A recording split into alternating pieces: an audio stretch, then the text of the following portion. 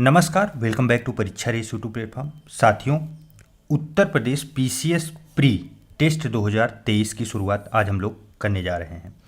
देखिए, इस चैनल पे मौजूद सभी भी प्रिय दर्शक जो कि हमारे समीक्षा अधिकारी की तैयारी भी कर रहे हैं और बीईओ की तैयारी कर रहे हैं, वो लोग भी इस वीडियो को बहुत ध्यान से देखें, क्योंकि उनको लग रहा होगा कि ये पीसीएस की परीक्षा के लिए टेस्ट पेपर है। तो ऐसा नहीं है, क्योंकि एक ही आयोग बना रहा है और एक ही आयोग से अगर प्रश्न बनेंगे तो तीनों चूंकि अधिकारी पोस्ट की परीक्षाएं हैं, चाहे वो बीईओ हो, चाहे आरओ हो या हो पीसीएस, तो तीनों में कहीं न कहीं क्वेश्चन के लेवल लगभग समान ही देखने को मिलेंगे। तो इसी को देखते हुए हम लोग शुरू कर रहे हैं ध्येय आईएएस कोचिंग के द्वारा 2023 के लिए जो शुरू की गई है test series UP PCS pre के लिए, उसका पहला टेस्ट पेपर और पहले टेस्ट पेपर का पहला भाग। मतलब हम लोग एक टेस्ट पेपर में 150 प्रश्न रहते हैं, 50 प्रश्नों के एक भाग को अलग करेंगे, एक एक भाग करके डेली 50 प्रश्नों पे डिस्कशन करेंगे। तो चलिए ज़्यादा समय न गवाते हुए शुरू करते हैं आज का वीडियो। चलिए, पहला प्रश्न है, निम्नलिखित में से किस एक अनुच्छेद के अंतर्गत केंद्रीय प्रशासनिक अधिकरण के निर्णयों को भारत के सर्वोच्च न्यायालय में चुनौती दी जा सकती है? देखिए, केंद्रीय प्रशासनिक अधिकरण अर्थात क्या हुआ? Administrative tribunal. इसका एक्ट कब आया था? 1985 में, 1985 में। तो इसमें जो है सर्वोच्च न्यायालय को चुनौती दी जा सकती है कौन से अनुच्छेद के अंतर्गत? तो 323 का के अंतर्गत। कौन सा? 323 का। अच्छा, इसमें देखिए और भी कुछ अनुच्छेद दिए गए हैं, इन्हें भी देख लेते हैं हम लोग। 343 ग, यह क्या है? यह पंचायती राज है, पंचायती राज। और उसके बाद अनुच्छेद 343, ये क्या है? ये राजभाषा से संबंधित है। किससे? राजभाषा। चलिए नेक्स्ट देखिए, राज्य विधान परिषद के संबंध में निम्नलिखित कथनों में से कौन सा जो है सत्य नहीं है? सत्य नहीं है अर्थात गलत कथन है राज्य विधान परिषद के संबंध में। यह एक अस्थायी सदन है, तो यह पूरी तरह से सही है। चाहे राज्य विधान परिषद आए, चाहे राज्यसभा आए, राज्यसभा, ये दोनों क्या होते हैं? अस्थायी होते हैं। इसके 2/3 सदस्य प्रत्येक दूसरे वर्ष की समाप्ति पर अवकाश ग्रहण कर लेते हैं। क्या ये सही है? नहीं, ये गलत है।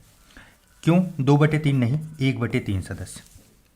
इसका कार्यकाल 6 वर्ष का होता है, यह भी सही है। और विधानसभा द्वारा संकल्प पारित करने के पश्चात संसद द्वारा इसे समाप्त किया जा सकता है, यह भी सही है। इसमें देखिए इंपॉर्टेंट ये है, विधानसभा, आप लोग ध्यान रखिए, विधानसभा जो है संकल्प पारित करता है, न कि संसद। आप लोग विशेष ध्यान दें, विधानसभा संकल्प पारित करेगा और संसद जो है उसे समाप्त करने के पूरी प्रक्रिया आगे की समाप्त करेगा। चलिए नेक्स्ट, निम्नलिखित समितियों में से किस एक ने पंचायती राज हेतु द्विस्तरीय प्रतिमान की संस्तुति की थी? पंचायती राज जो प्रमुख समितियां हैं, याद कर लीजिए, सभी लाइन से आप लोग परीक्षा में बार बार पूछे जाते हैं। यहाँ पे पूछा गया है द्विस्तरीय कौन सी है। देखिए पहले ऑप्शन में क्या लिखा है? बलवंत राय मेहता समिति। यह तो हमें पता है त्रिस्तरीय थी। कौन सी थी? यह त्रिस्तरीय थी, 3 स्तर पे बता रही थी। अच्छा, इसका गठन कब हुआ था? बलवंत राय मेहता समिति 1957 आप लोग याद रखिए। जो पूछा जा रहा है वो द्विस्तरीय वो कौन सी थी? अशोक मेहता समिति थी। और इसका गठन कब हुआ था? तो 1977 में, 1977। महत्वपूर्ण है, क्रम भी पूछा गया है कई बार, आप लोग पढ़ लीजिएगा जरूर से। चलिए नेक्स्ट, निम्नलिखित मूल कर्तव्यों में से कौन सा एक भारतीय संविधान में वर्णित नहीं है? मूल कर्तव्य कौन से भाग में है? संविधान के भाग जो है भाग 4A में।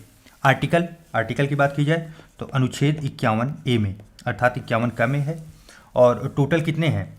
टोटल 11 मूल कर्तव्य हैं। कितने? टोटल 11 हैं। महत्वपूर्ण रखिएगा, याद रखिएगा, ध्यान रखिएगा, कई बार पूछा भी गया है। और 42वें संविधान संशोधन 1976 आप लोग याद रखिए, 42वां संशोधन, 42वां संविधान संशोधन जो है 1976 के द्वारा यह जोड़ा गया था। अब इसमें पूछा जा रहा है कि 11 में से कौन सा एक नहीं है। तो देखिए, सार्वजनिक संपत्ति की रक्षा करना एवं हिंसा से त्याग करना, यह सही है, यह इसमें था। अल्पसंख्यकों की रक्षा करना, अल्पसंख्यकों के लिए रक्षा करना, कोई ऐसा प्रावधान इसमें नहीं समाहित है। तो सही जवाब हम लोगों का ऑप्शन नंबर बी होगा। इसके सिवा भी देख लीजिए, राष्ट्रीय संग्राम को प्रेरित करने वाले उच्च आदर्शों का आह्वान एवं पालन करना, यह भी था। और आह्वान किए जाने पर राष्ट्र की सेवा करना, यह भी इसमें समाहित है। चलिए नेक्स्ट, प्रोटेम स्पीकर, महत्वपूर्ण है।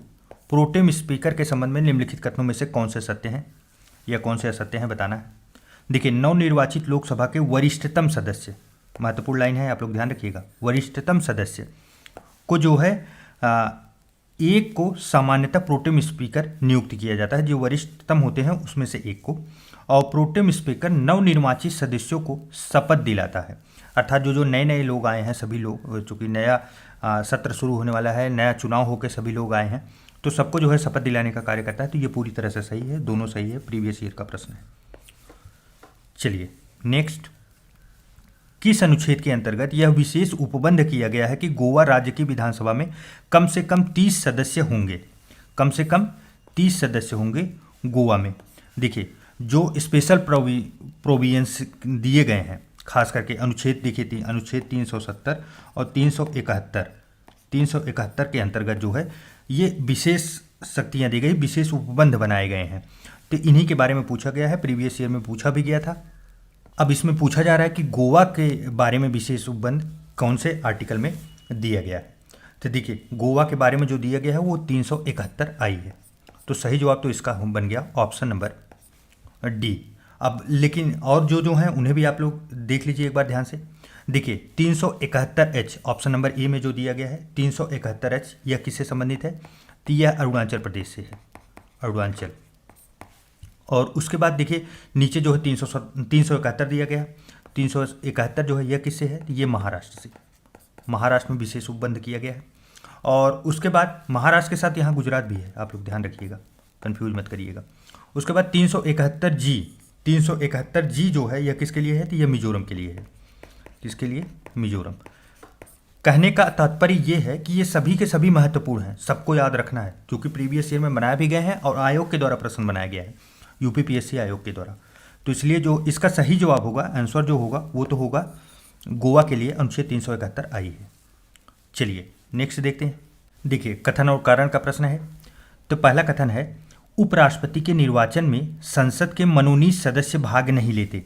संसद के जो है मनोनीत सदस्य भाग नहीं लेते, क्या ये बात सही है? किंतु राज्यों के विधानसभा के सदस्य भाग लेते हैं। तो देखिए, जो ये राष्ट्रपति के बारे में सही होता, अगर लेकिन उपराष्ट्रपति की बात हो रही है तो संसद के सभी सदस्य भाग लेते हैं। तो ये कथन तो पूरी तरह से गलत हो गया, और इसमें विधानसभा के भाग जो सदस्य होते हैं वो भाग ही नहीं लेते उपराष्ट्रपति के निर्वाचन में। मनोनीत सदस्य भाग लेते हैं, नहीं काट देंगे, तो ये सही हो जाएगा। उसके बाद नेक्स्ट है, राज्य विधान परिषद के सदस्य राष्ट्रपति या उपराष्ट्रपति के निर्वाचन में भाग नहीं लेते हैं। तो यह सही है। देखिए, आपको एक छोटा सा ट्रिक बता रहा हूँ, जब भी कथन और कारण का प्रश्न आए, आप अगर उसमें से एक भी गलत ढूंढ लिया ना तो आपका आंसर मिल गया। यहाँ पे देखिए, पहला ऑप्शन हम लोगों को गलत मिल गया, पहला मिल गया गलत, तो गलत देखिए एक ही जगह होगा। ए देखिए, ए गलत है, सिर्फ और सिर्फ ऑप्शन नंबर डी में दिखेगा कि ए गलत है। अगर यहीं आर भी गलत होता ना तो आर देखेंगे, आर सिर्फ एक ही जगह गलत मिलेगा। तो ऐसे मिलते ही आपका आंसर मिल गया। आप ज़्यादा टाइम वेस्ट ना करें, नेक्स्ट चलें। नेक्स्ट है, कृषि सहकारिता और उद्योग के लिए एक अखिल भारतीय सेवा का गठन करने की सिफारिश निम्न में से किस आयोग ने की थी? किसके लिए गठन करना है? कृषि सहकारिता और उद्योग के लिए अखिल भारतीय सेवा का गठन करना है। यह सिफारिश किसने की थी? तो यह सरकारिया आयोग किसके द्वारा किया गया था? सरकारिया आयोग के द्वारा किया गया था। देखिए, इसका गठन 1983 में हुआ था, लेकिन जो इसकी रिपोर्ट आई थी वो कब आई थी? तो 1987 में रिपोर्ट आई थी, रिपोर्ट, और उसी में ये सुझाव दिया गया था। सरकारी आयोग महत्वपूर्ण है, कई बार आ चुका है। चलिए नेक्स्ट, भारतीय संविधान के भाग 4 में वर्णित प्रावधानों के संबंध में निम्नलिखित कथनों में से कौन से सत्य हैं? भाग 4 अर्थात क्या हुआ? डीपीएसपी। इसमें देखिए, इस भाग के प्रावधान किसी भी न्यायालय में प्रवर्तनीय नहीं है। क्या ये सही है? हाँ, ये पूरी तरह से सही है, न्यायालय में आप चुनौती नहीं दे सकते। नेक्स्ट है, इस भाग के प्रावधान राष्ट्र के संचालन में मूलभूत है। राष्ट्र के संचालन में अर्थात देश को कौन सी दिशा में ले जाना है, कैसे कैसे कार्य करने हैं, कैसे कैसे अधिनियम बनाने हैं, कैसे कानून आने चाहिए, ये जो है हल्का सा दृष्टिगोचर इसमें होता है कि इसमें अंतिम लक्ष्य क्या है। तो यह भी सही है पूरी तरह से, तो सही जवाब ऑप्शन नंबर सी होगा। चलिए नेक्स्ट, निम्नलिखित में से किस अनुच्छेद के अंतर्गत लोकसभा में अनुसूचित जातियों, अनुसूचित जनजातियों के लिए आरक्षण का प्रावधान किया गया है? महत्वपूर्ण प्रश्न है, कई बार आ चुका है और लगभग अभी सभी टेस्ट सीरीज में आपको ये प्रश्न देखने को मिलेगा। अनुसूचित जातियां और अनुसूचित जनजातियों के बारे में प्रावधान कौन से अनुच्छेद में है? तो ये कौन से अनुच्छेद में है? अनुच्छेद नंबर 330। सही जवाब ऑप्शन नंबर ए होगा। अच्छा, एक प्रश्न यहाँ पे आप लोग याद रखिए एक और फैक्ट के रूप में कि लोकसभा जो है, लोकसभा में SC और ST इसी की बात की जा रही है। SC ST के लिए कितने सीट आरक्षित हैं? देखिए SC के लिए जो सीट आरक्षित है वो 84 है। कितनी है? 84 है। और SC के लिए वहीं अगर बात की जाए तो ये 47 है। 47 है। फैक्ट के रूप में याद रखिए क्योंकि फैक्चुअल बेस्ड प्रश्न बनेंगे। चलिए नेक्स्ट देखते हैं। भारतीय संविधान के अनुच्छेद 17 एवं 18 द्वारा निम्नलिखित में से किस प्रकार की समानता प्राप्त करने का प्रयास किया जा रहा है? अनुच्छेद कौन सा? 17 और 18। देखिए अब चलिए यहाँ पे देखते हैं दोनों अनुच्छेद में है क्या। 17 में क्या है? छुआछूत से है, अर्थात अस्पृश्यता जो है उसे समाप्त करना है। जबकि 18 में क्या है? 18 में उपाधियों या अवार्ड के बारे में बात की गई है कि उसे लिया नहीं जा सकता है, उसे रोका जा सकता है, ऐसे कुछ प्रावधान है। देखिए पूरे फैक्ट तो आपको हमेशा दिमाग में याद आएंगे नहीं, हाँ कुछ उससे रिलेटेड क्या है वो याद आते रहेंगे। तो ये किसके अंतर्गत आएंगे? धार्मिक के अंदर तो आएंगे नहीं। राजनैतिक ये दिया जा रहा है, राजनैतिक शक्ति थोड़ी मिल रही है। सामाजिक, हाँ समाज में एक समानता लाने की बात की जा रही है, क्योंकि छुआछूत भगाएंगे तो क्या होगा? सामाजिक ही विविधता बढ़ेगी ना, सब लोग एक साथ रहने का प्रयास करेंगे। तो सही जवाब क्या बनेगा? Option number C. चलिए नेक्स्ट, निम्नलिखित में से कौन सा एक कार्य भारत के सर्वोच्च न्यायालय द्वारा नहीं किया जाता? भारत के सर्वोच्च न्यायालय अर्थात सुप्रीम कोर्ट, कभी भी आप तुरंत लिख दें, इंग्लिश वर्जन आपको हमेशा प्रेफर करेगा, क्योंकि आपका यहीं उच्च न्यायालय लिखा होता तो हाई कोर्ट हो जाता और कन्फ्यूजन बन जाता। सर्वोच्च न्यायालय द्वारा नहीं किया जा सकता, यह कौन सा है? देखिए पहला क्या है? नागरिकों के मौलिक अधिकारों की रक्षा करना। यह तो पूरी तरह से कार्य ही है। किसका कार्य है? ये सुप्रीम कोर्ट का कार्य ही है। क्या है कि जो नागरिक हैं उनके मौलिक अधिकारों की रक्षा करना हो। न्यायिक पुनरावलोकन, हाँ ये हो सकता है। पुनरावलोकन अर्थात क्या हुआ? कोई भी आदेश दिया गया है पहले, उसके बारे में उसको सुप्रीम कोर्ट को ये वापस से अधिकार है को उसकी फिर से जांच पड़ताल करके फिर उसके ऊपर फिर से डिसीजन दे सकता है। पुनरावलोकन अर्थात उसे फिर से देख सकते हैं, समीक्षा कर सकते हैं। नेक्स्ट है दंडित कैदियों को क्षमादान करने की ऐसी कोई शक्ति है सुप्रीम कोर्ट के पास? नहीं है। Option number C. यह किसके पास है? यह राष्ट्रपति के पास है। राष्ट्रपति। राज्यों एवं केंद्र के मध्य उत्पन्न विवादों का निर्णय तो ये सुप्रीम कोर्ट में ही जाता है और कहीं नहीं जाएगा। चलिए नेक्स्ट, अनुच्छेद और प्रावधान इनको मैच कराना है। अनुच्छेद 320 पहला है। 320 क्या है? हम लोग किसकी तैयारी कर रहे हैं? लोक सेवा आयोग। लोक सेवा आयोग। उसके बाद फिर जो है अनुच्छेद 330। अनुच्छेद 330 में क्या है? 330 अभी ऊपर ही हम लोगों ने देखा, लोकसभा में अनुसूचित जाति और अनुसूचित जनजातियों के लिए आरक्षण की बात की गई है। 330 देखिए चौथे में जाके मिलेगा। और 323A क्या है? प्रशासनिक अधिकरण। पहला प्रश्न था, ये प्रशासनिक अधिकरण से होगा, प्रशासनिक अधिकरण। और उसके बाद 324 जो है वो निर्वाचन आयोग से है, अर्थात पहला बनेगा। तो जो हम लोगों का कोड बन रहा है वो क्या बन रहा है? 3421। 3421 किस में बन रहा है? 3421 ऑप्शन नंबर सी सही होगा। चलिए नेक्स्ट, संसद के 2 सत्रों के बीच 6 माह से अधिक का अंतराल नहीं हो सकता, यह भारतीय संविधान के किस अनुच्छेद के अंतर्गत आता है? तो यह जो है किस आर्टिकल के अंतर्गत आएगा? अनुच्छेद जो है 85। ऑप्शन नंबर सी सही है। अच्छा, कौन करता है? राष्ट्रपति। राष्ट्रपति ही समाप्त भी करते हैं, अर्थात जो सत्रावसान होता है उसका भी करते हैं और आहूत भी करते हैं, बुलाते भी हैं। हाँ, बुलाने के लिए उन्हें जो है मंत्रिपरिषद की सलाह लेनी आवश्यक है। चलिए नेक्स्ट, राज्यसभा अनुच्छेद 312 के अंतर्गत अखिल भारतीय सेवाओं का सृजन कर सकती है। 312 ये महत्वपूर्ण है और आपको यह भी जान के जानना चाहिए ये कि ये राज्यसभा का क्या है? स्पेशल पावर है। स्पेशल पावर, यह भी कई बार प्रश्न बन चुका है। स्पेशल पावर राज्यसभा और लोकसभा में जब कंपेयर किया जाता है कि अलग क्या शक्तियां हैं, तो राज्यसभा के पास ये एक स्पेशल पावर है कि 312 के अंतर्गत वो क्या होगा? अखिल भारतीय सेवा का सृजन कर सकता है।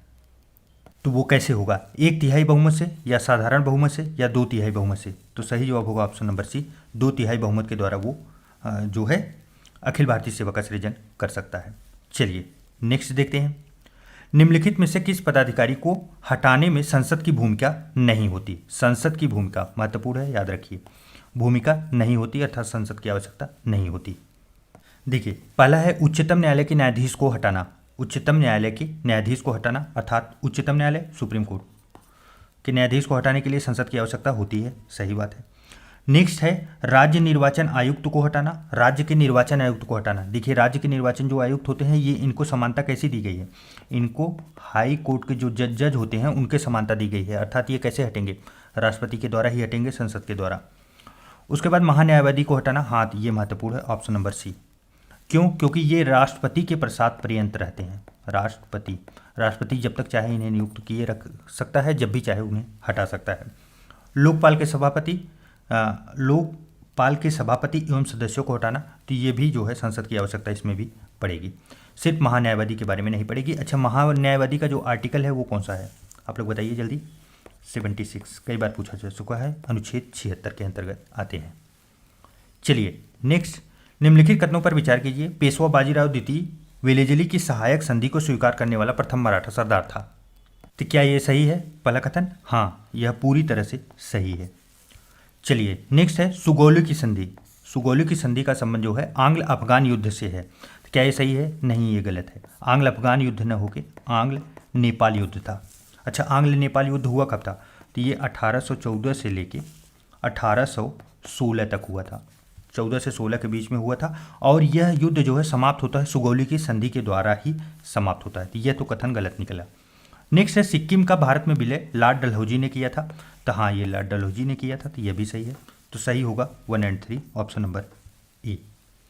चलिए नेक्स्ट, पत्र पत्रिकाएं दिया गया है और पूछा गया है कौन इसमें से सुमेलित नहीं है। तो बताइए इसमें से कौन सा गलत है। देखिए पहला है बहिष्कृत भारत, महात्मा गांधी। क्या ये महात्मा गांधी की थी? नहीं, यही गलत है, यही हम लोगों का आंसर भी बनेगा। ये महात्मा गांधी ना होके किसका है? यह अंबेडकर जी का है। किसका? अंबेडकर। कौन से वर्ष में ये प्रकाशित हुई थी? तो ये 1927 में प्रकाशित हुई थी। बाकी देखिए दैनिक आज ये शिव प्रसाद गुप्ता जी की है, और स्वदेश वाहिनी के रामकृष्ण पिल्ले की, और न्यू इंडिया इनोवेशन की। महत्वपूर्ण है सभी पुस्तकें या पत्रिकाएं, आप लोग याद रखिएगा। चलिए नेक्स्ट, वर्ष 1902 में टॉमस रैले की अध्यक्षता में एक विश्वविद्यालय आयोग गठित किया गया, जिसमें भारतीय सदस्य के रूप में सम्मिलित थे। कौन कौन थे? देखिए 2-3 फैक्ट यहाँ महत्वपूर्ण है। 1902 में हुआ था, टॉमस रैले ने किया था, अध्यक्षता में जो है एक विश्वविद्यालय आयोग गठित किया गया था। अब उसके बाद 2 फैक्ट इसमें और पूछे जा रहे हैं कि इसमें कौन कौन थे। तो देखिए जो इसमें समाहित थे वो सैयद हुसैन बिलग्रामी थे और जस्टिस गुरुदास बनर्जी थे। तो सही जवाब ऑप्शन नंबर सी होगा। अच्छा, इसका कार्य क्या था? उद्देश्य इसका ये था कि विश्वविद्यालयों की स्थिति की समीक्षा करना, क्या स्थिति में है उसकी समीक्षा करना, तथा उसकी कार्य क्षमता के संबंध में सुझाव देने के लिए ये आयोग बनाया गया था। चलिए नेक्स्ट, निम्नलिखित में से किस अधिनियम द्वारा 7 वर्ष से कम उम्र के बच्चों के कारखानों में काम करने पर प्रतिबंध आरोपित किया गया? 7 वर्ष, आप समझ रहे हैं अंग्रेजों का कैसा कैसा दिन देखा है, उन्होंने दिखाया है भारत को। आप ये सोचिए 7 वर्ष, आप समझ रहे हैं 7 वर्ष का बच्चा कितना छोटा होता है। 7 वर्ष के बच्चे के ऊपर प्रतिबंध, मतलब कानून बन भी रहा है ना, तो इतना छोटा कि मुझे तो लगता है 5 वर्ष या 4 वर्ष रख देना चाहिए, 2 वर्ष रख देना चाहिए था। भाई कम से कम जो डोलने लायक नहीं है वही काम नहीं करेगा, बाकी सब तो काम ही करेंगे। इतना ज़्यादा मतलब क्रूर शासक थे वो, आप समझ सकते हैं। तो ये जो है उम्र के बच्चों के कारखानों पर काम करने पर प्रतिबंध आरोपित किया गया। तो यह कब हो गया था? तो ये 1881 में, 1881 ईस्वी में कारखाना अधिनियम जो आया था उसमें ये किया गया था। चलिए नेक्स्ट, देखिए जिसको स्पीड ज़्यादा लग रही हो ना तो वो थोड़ा रोक के देख सकता है, आसानी से सॉल्व करके तब आगे चल सकता है। चलिए नेक्स्ट है उदासी संप्रदाय की स्थापना निम्न में से किस संत ने की थी? तो उदासी संप्रदाय की स्थापना किसके द्वारा की गई थी? श्रीचंद के द्वारा की गई थी। सही जो ऑप्शन नंबर ए होगा। अच्छा, ये श्रीचंद थे कौन? यह पुत्र थे किसके? गुरु नानक के। अच्छा, गुरु नानक जी ने इन्हें जो है अपना उत्तराधिकारी नहीं नियुक्त किया था। वो जो उत्तराधिकारी बनाए थे वो किसको बनाए थे? कि वो लहना को, किसको? लहना नाम से एक उनका शिष्य था, इसे ही उन्होंने उत्तराधिकारी बनाया था, जबकि उनके पुत्र श्रीचंद थे और श्रीचंद ने उदासी संप्रदाय की स्थापना की थी। चलिए नेक्स्ट, निम्नलिखित में से किस संस्था का पूर्व नाम अखिल भारतीय अस्पृश्यता विरोधी लीग था? अखिल भारतीय अस्पृश्यता विरोधी लीग। तो बताइए यह किसका था? यह था हरिजन सेवक संघ का, पहले का नाम। हरिजन सेवक संघ स्थापना कौन करते हैं? गांधी जी। अर्थात दोनों के संस्थापक कौन हुए? गांधी जी हुए। आप लोग ध्यान रखिए, अखिल भारतीय अस्पृश्यता विरोधी लीग अगर कहीं पूछा जाए तब भी गांधी जी, और हरिजन सेवक संघ कहीं आता है तो वह भी गांधी जी। स्थापना कब करते हैं? 1932 में, 1932 में स्थापना ये करते हैं। अच्छा, यहाँ पे कुछ और चीज़ें दी गई हैं। आत्मसम्मान आंदोलन, आत्मसम्मान आंदोलन यह किससे संबंधित है? तो ईवी रामास्वामी। कौन थे? ईवी रामास्वामी, रामास्वामी 1925 में। और उसके बाद बहिष्कृत हितकांडी सभा, ये तो पहले से हम लोग देख चुके, अंबेडकर जी की है। कब हुआ था? 1924 में। चलिए नेक्स्ट, निम्नलिखित कथनों पर विचार करें। यह तुर्की भाषा में प्रवीण था, इसे जहांगीर ने 400 मनसब प्रदान किए, इसे इंग्लिश खां या फिरंगी खान की उपाधि प्राप्त हुई थी। उपरोक्त कथन किसके संबंध में है? Finch, Hawkins, Mildenhall, sir Thomas Roe. तो बताइए यह किसके बारे में बात की जा रही है? हाकिंस के बारे में। किसके बारे में? हाकिंस के बारे में। देखिए यह जो था ना, ये कैप्टन हाकिंस, ये 1608 में, कब आता है? 1608 में ये वहाँ से निकलता है, हेक्टर नामक जहाज से ब्रिटिश ईस्ट इंडिया कंपनी की तरफ से आता है और भेजा जाता है, अर्थात वहाँ से। और यह जो है 1605 ईस्वी में, चूंकि अकबर की मृत्यु हो गई थी, कब हुई थी? 1605 में। और इसे पता नहीं रहता है, ये अकबर के नाम पत्र लेके आता है और यह जो है मिलता है किससे? जहांगीर से। जहांगीर से ये मिलता है और जहांगीर ही जो है इसे बाकी सब पदवियाँ, इंग्लिश खां, फिरंगी खान की उपाधि भी देते हैं। और जो है अकबर के नाम ये पत्र जो लेके आता है वो फारसी भाषा में लेके आता है। यह भी महत्वपूर्ण है, आप लोग ध्यान रखिए, क्योंकि अंग्रेज है, अंग्रेज जो है अगर फारसी भाषा में कोई पत्र लेके आ रहा है तो वह भी महत्वपूर्ण है, इसीलिए ये प्रश्न बनता है। चलिए नेक्स्ट, निम्नलिखित में से किसी एक गवर्नर को भारत में अंग्रेजी साम्राज्य का अग्रगामी कहा जाता है? अंग्रेजी साम्राज्य का अग्रगामी तो किसे कहा जाता है? रॉबर्ट क्लाइव को। रॉबर्ट क्लाइव को। अच्छा, एक चीज़ और इसके बारे में जान लीजिए कि इसे ब्रिटिश साम्राज्य का संस्थापक भी कहा जाता है। संस्थापक किसका? ब्रिटिश साम्राज्य का, रॉबर्ट क्लाइव को ही। चलिए नेक्स्ट, संगठन दिए गए हैं और संस्थापक दिए गए हैं, मैच कराइए। देखिए पहला है इंडिया होम रूल सोसाइटी, यह किसके द्वारा स्थापित की गई थी?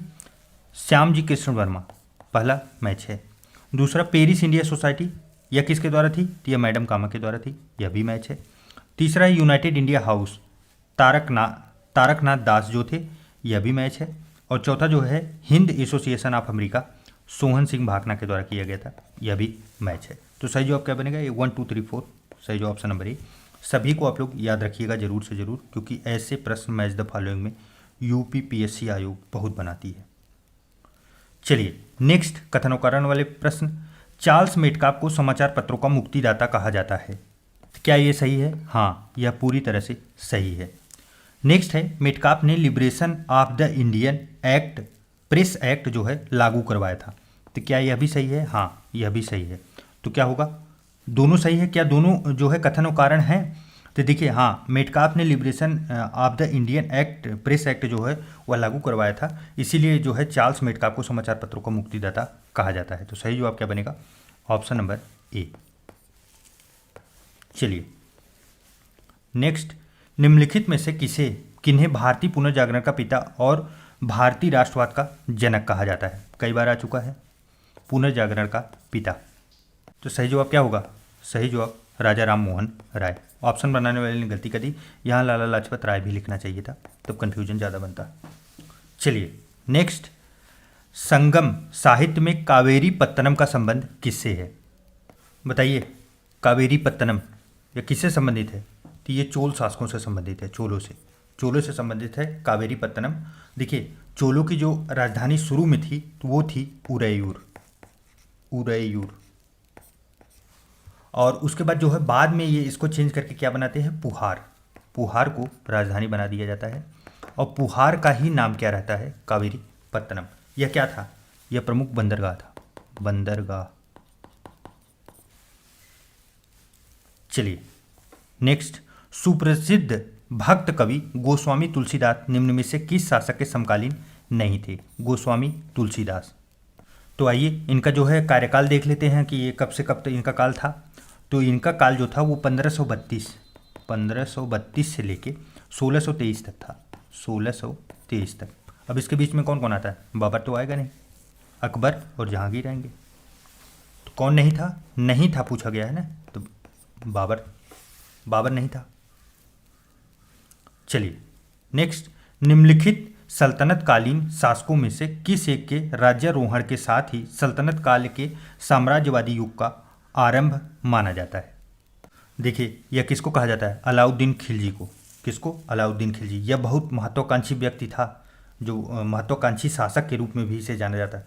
देखिए अमीर खुसरो ने इसके बारे में एक बड़ी अच्छी पंक्ति कही है, भाग्यवादी व्यक्ति था ये। यह क्या था? भाग्यवादी व्यक्ति। अच्छा, अलाउद्दीन खिलजी का जो कार्यकाल था वो कितना था? तो ये 1296 से लेकर 1316 तक था। 1296 से लेकर 1316 तक। चलिए नेक्स्ट देखते हैं, निम्नलिखित युगों में से कौन सा एक सही सुमेलित नहीं है? लेखक और रचना। देखिए पहला है विज्ञानेश्वर मिताक्षरा, यह सही है, यह मैच है। दूसरा है माधव और नकासुर विजय की, यह भी सही है। और जय देव गीत गोविंद, यह भी सही है, महत्वपूर्ण है, कई बार आ चुका है।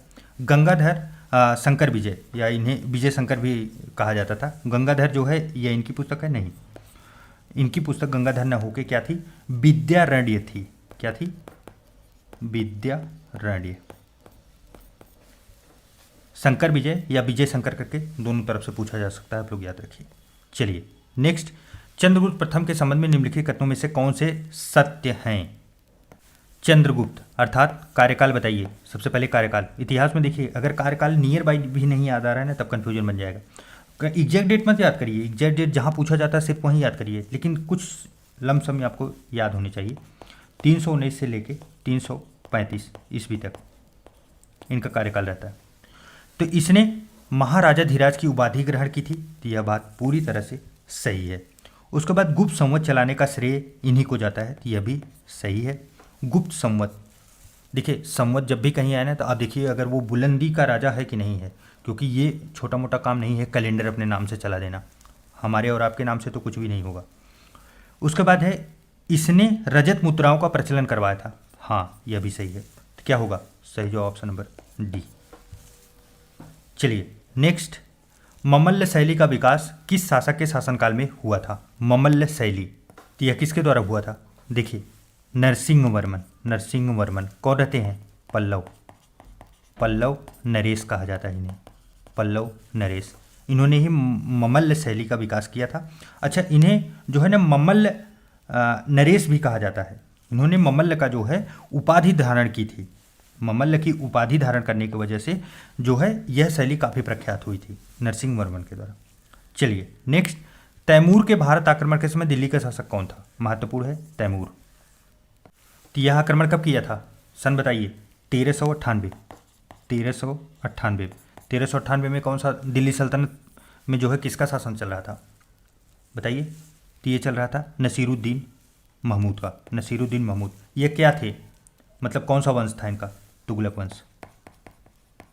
तुगलक वंश। देखिए आपका अगर कहीं भी प्रश्न गलत हो रहा है तो आप उस टॉपिक को कहीं ना कहीं पेज पे लिख लीजिए, स्क्रीनशॉट ले लीजिए, फिर उस टॉपिक को जाइए अच्छे से डिटेल में पढ़िए, तब आपका कन्फ्यूजन क्लियर होगा। और जो प्रश्न आपको लगता है एकदम हवा में निकल गए, वहाँ पे उस चैप्टर को तो और अच्छे से पढ़ना है आपको, क्योंकि आपको समझ में नहीं आया कि ये निकल कहाँ से गया। निम्नलिखित युद्धों को उनके कालक्रमानुसार व्यवस्थित कीजिए। दोहरिया का युद्ध, सरेपुल का युद्ध, खानवा का युद्ध और चौसा का युद्ध। देखिए सबसे पहले देख लेते हैं कौन कौन से युद्ध कब कब हुए थे। तो दोहरिया का युद्ध यह कब हुआ था? दोहरिया 1532 में। उसके बाद देखिए सरेपुल का युद्ध, क्या है सरेपुल, यह कब हुआ था? 1501 में। 1501 में। और उसके बाद फिर क्या है? खानवा का युद्ध। खानवा का युद्ध महत्वपूर्ण है 1527 में। उसके बाद चौसा का युद्ध। चौसा का युद्ध कब होता था? 1539 में। 1539 में। अब कालक्रम में आप लोग मिलाइए। देखिए अब अगर इसको कूट में मिलाएं तो सबसे पहले क्या बनेगा? तो देखिए कूट में सबसे पहले 1501 आएगा अर्थात 2, उसके बाद फिर 27 आएगा अर्थात 3, ये 1527। उसके बाद फिर 1532 आएगा दोहरिया का युद्ध अर्थात 1, और उसके बाद चौसा का युद्ध जो है वो लास्ट में आएगा 4। तो क्या बन रहा है? 2314। 2314 सही जो ऑप्शन नंबर सी। चलिए नेक्स्ट, लोदियों का राजस्व सिद्धांत आधारित था। लोदियों का जो राजस्व सिद्धांत था किस पर आधारित था? देखिए सबसे पहले ये देखिए लोदी थे कहाँ से, लोदी कहाँ थे? तो यह क्या थे? ये अफगान के थे। कहाँ के? अफगान। जब ये अफगान के थे तो इनका क्या होगा? अफगान सरदारों की समानता पर विशेष ध्यान होगा। तो ये इनका राजस्व जो सिद्धांत था वो किस पे था, तो अफगान सरदारों की समानता पर था। अच्छा, एक चीज़ और इन महत्वपूर्ण याद रखिए इनके बारे में। ये जो सुल्तान है ना, सुल्तान को अफगानों का मतलब अपने लोगों में से या अफगानों के बीच का सरदार मानते थे, ये सरदार मानते थे। जैसे वो होता नहीं कि कोई जनजाति हो या वो लोग हों तो इकट्ठा रहते हैं, उसमें से एक सरदार माना जाता है, तो राजा को ये सरदार मानते थे। चलिए नेक्स्ट स्टेटमेंट वाला फिर प्रश्न आ गया। देखिए पहला कथन है सैंधव सभ्यता आद्य ऐतिहासिक काल की सभ्यता है। सैंधव सभ्यता अर्थात इंडस वैली सिविलाइजेशन, क्या ये आद्य ऐतिहासिक है? हाँ, इसके बारे में हमें ज्ञात है, इसलिए यह आद्य ऐतिहासिक है। इस सभ्यता में लेखन कला का ज्ञान है किंतु उसे पढ़ा नहीं जा सकता। तो यह हम लोग पढ़े हैं कि जो है सिंधु सभ्यता के बारे में जो लेख हमें मिले हैं उसको हम लोग अभी तक पढ़ नहीं पाए हैं। तो सही जवाब क्या होगा? ऑप्शन नंबर ए होगा। क्यों? क्योंकि आद्य ऐतिहासिक सभ्यता तो है लेकिन इतना भी नहीं है कि उसे हम आसानी से पढ़ सकें, अर्थात दोनों कथन कारण जो है ये एक दूसरे को डिफाइन कर रहे हैं। चलिए नेक्स्ट, निम्नलिखित कथनों पर विचार कीजिए। बौद्ध साहित्य को त्रिपिटक कहा जाता है, तो क्या ये सही है? हाँ, त्रिपिटक कहा जाता था बौद्ध हिंदी साहित्य को, तो यह तो सही है। आगे चलिए। जैन साहित्य को आगम कहा जाता था, क्या ये सही है? हाँ, यह भी सही है। भगवान बुद्ध शाक्य वंश से संबंधित थे, यह भी सही है। भारत में जैन धर्म के प्रथम तीर्थकर ऋषभदेव थे, हाँ यह भी सही है। अब पूछा क्या जा रहा है, उपरोक्त कथनों में से कौन सा असत्य है, कौन सा जो है गलत है, ये पूछा जा रहा है। तो इसमें से गलत तो हमें कोई नहीं मिला, क्या होगा? इनमें से कोई नहीं।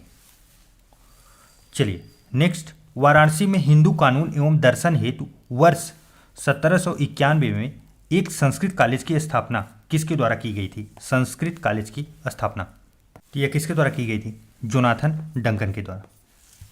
सही जवाब क्या होगा? Option number C. चलिए नेक्स्ट, उत्तर प्रदेश के किसान सभा जिसका गठन वर्ष 1918 में अवध में हुआ था, निम्नलिखित में से कौन सा एक संबंधित नहीं है, अर्थात गलत है? तो बताइए इसमें क्या होगा? तो इसमें कौन एक जो है समाहित नहीं था? वो जवाहरलाल नेहरू थे। जवाहरलाल नेहरू इसमें समाहित नहीं थे, बाकी सभी इंद्र नारायण द्विवेदी इसमें समाहित थे, मदन मोहन मालवीय भी समाहित थे और गौरीशंकर मिश्र भी समाहित थे। ये लोग मिलके क्या करते हैं, उत्तर प्रदेश में एक किसान सभा का गठन करते हैं। कब? 1918 में। कहाँ पे? अवध में। चलिए नेक्स्ट, वायसराय वेवेल द्वारा वर्ष 1945 में आयोजित शिमला सम्मेलन में कांग्रेस के प्रतिनिधिमंडल का नेतृत्व निम्नलिखित में से किसने किया था? वेवेल के द्वारा 1945 में जो आयोजित हुआ था, क्या? शिमला सम्मेलन। तो कांग्रेस की तरफ से इसका अध्यक्ष कौन बनाया गया था? तो कांग्रेस की तरफ से जो अध्यक्ष बनाए गए थे वो थे अबुल कलाम आज़ाद। सही जवाब ऑप्शन नंबर सी। चलिए नेक्स्ट, कैबिनेट मिशन योजना के सदस्य थे। कैबिनेट मिशन योजना कब आता है? 1946 में। इसमें कौन कौन से सदस्य थे? तो Lord Pethick Lawrence, Sir Stafford Cripps और एवी अलेक्जेंडर, ये तीन के तीनों लोग इसमें समाहित थे। तो सही जवाब ऑप्शन नंबर ए होगा। कई बार पूछा जा चुका है, प्रीवियस ईयर का प्रश्न है। चलिए नेक्स्ट, मध्यकालीन संत कार्यक्षेत्र निम्नलिखित युगों में से कौन सा एक सही सुमेलित नहीं है? तो देखिए पहला है शंकरदेव, असम, यह सही है, मैच कर रहा है। और दूसरा देखिए मलुकदास राजस्थान संबंधित है, नहीं ये गलत है। देखिए मलुकदास का जो जन्म होता है वो कहाँ होता है? प्रयागराज में। प्रयागराज जो पहले का इलाहाबाद रहता है, उसमें एक प्लेस का नाम है कारा में होता है। और इनका जो कार्य क्षेत्र है, चूँकि यहाँ पे कार्य क्षेत्र मैच कराना है, तो इनका कार्य क्षेत्र जो है वो क्या रहता है? पूर्वी उत्तर प्रदेश, पूर्वी यूपी में ये कार्य करते हैं। और नरसिंह मेहता गुजरात से संबंधित है और नामदेव जो है महाराष्ट्र में इनका कार्य क्षेत्र था। ये सब सही है, तो सही जो ऑप्शन नंबर बी होगा। चलिए नेक्स्ट, निम्नलिखित घटनाओं में से कौन सी एक कालक्रम के अनुसार अंतिम स्थान है? अंतिम स्थान अर्थात कालक्रम के अनुसार लगाइए और जो सबसे लेटेस्ट है उसको बताइए। चलिए मैच कराइए। सती प्रथा पर प्रतिबंध कब लगाया गया था? 1829, 1829। उसके बाद रालेट एक्ट कब आता है? 1990 में, 1919 में। उड्स डिस्पैच कब आता है? तो 1854 में। कब? 1854। उसके बाद जो है वर्नाकुलर प्रेस एक्ट महत्वपूर्ण है, कब होता है? यह 1878 में, 1878। अब इसमें सबसे लेटेस्ट कौन सा है? अर्थात पहले नंबर पे देखिए 1919 में रालेट एक्ट आया था। तो सही जवाब क्या बनेगा? Option number B. चलिए नेक्स्ट, बाकी सभी के डेट आप लोग याद रखिए, महत्वपूर्ण है, कभी भी पूछा जा सकता है। देखिए अब सूची 1 में, सूची 2 में क्या क्या दिया गया है। एक तरफ युद्ध दिए गए हैं, एक तरफ सन दिए गए हैं, कब से कब हुए हैं, तो बताइए। प्रथम आंग्ल मराठा युद्ध कब हुआ था? प्रथम आंग्ल मराठा युद्ध यह जो है 1775 से 82 तक हुआ था।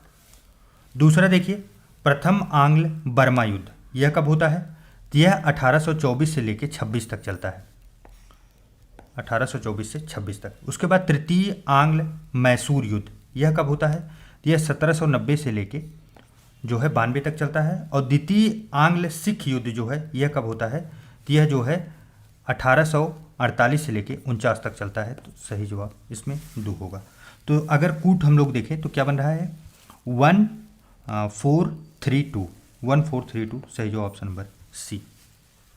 चलिए नेक्स्ट, निम्नलिखित में से किसने कहा था कि भगत सिंह जिंदाबाद एवं इंकलाब जिंदाबाद का एक ही अर्थ है? महत्वपूर्ण लाइन है। भगत सिंह जिंदाबाद कहो या तो इंकलाब जिंदाबाद कहो, कोई अंतर नहीं है, एक ही अर्थ है। यह किसके द्वारा किया गया था? यह सुभाष चंद्र बोस के द्वारा कहा गया था। महत्वपूर्ण है, इंपॉर्टेंट है, याद रखिए क्योंकि बड़ी शख्सियत है।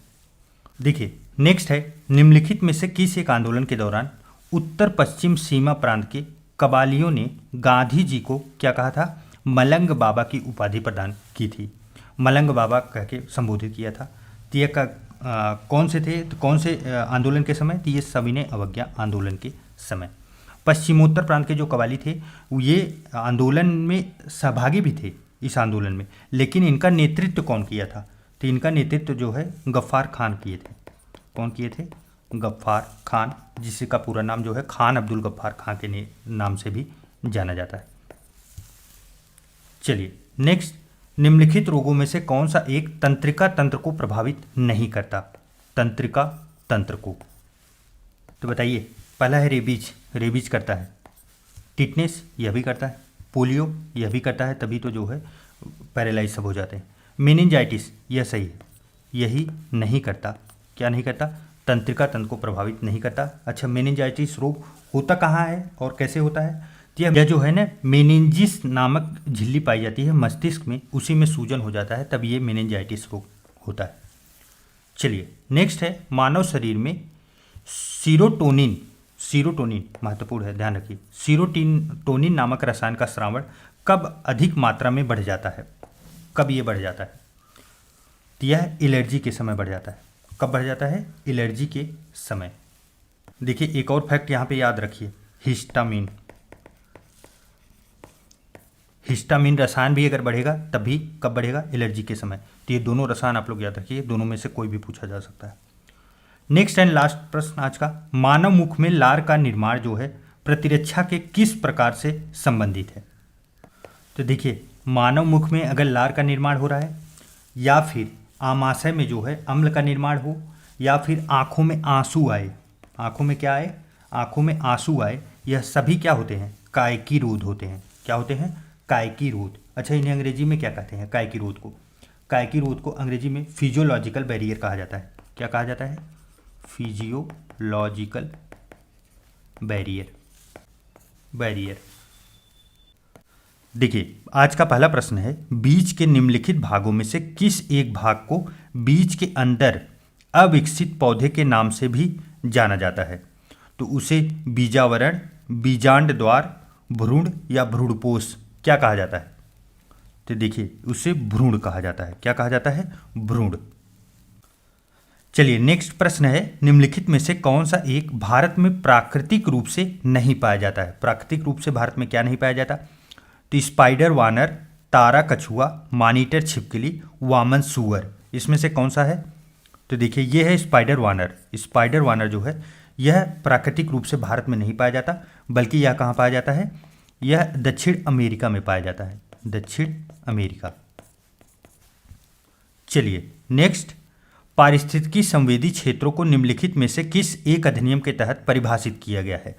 पारिस्थितिकी संवेदी क्षेत्र, तो बताइए। देखिए पारिस्थितिकी संवेदी क्षेत्र जो है वो पर्यावरण संरक्षण अधिनियम 1986 के तहत पाया जाता है। देखिए जो इन्वायरमेंट है ना, इन्वायरमेंट के सभी अधिनियम जो हैं काफ़ी महत्वपूर्ण हैं, उन्हें आप लिस्ट बना के या लिस्टिंग के द्वारा जहाँ भी आपको मिलता है सब उनको जरूर से जरूर याद रखिए, क्योंकि वहाँ से प्रश्न हमेशा बन रहे हैं।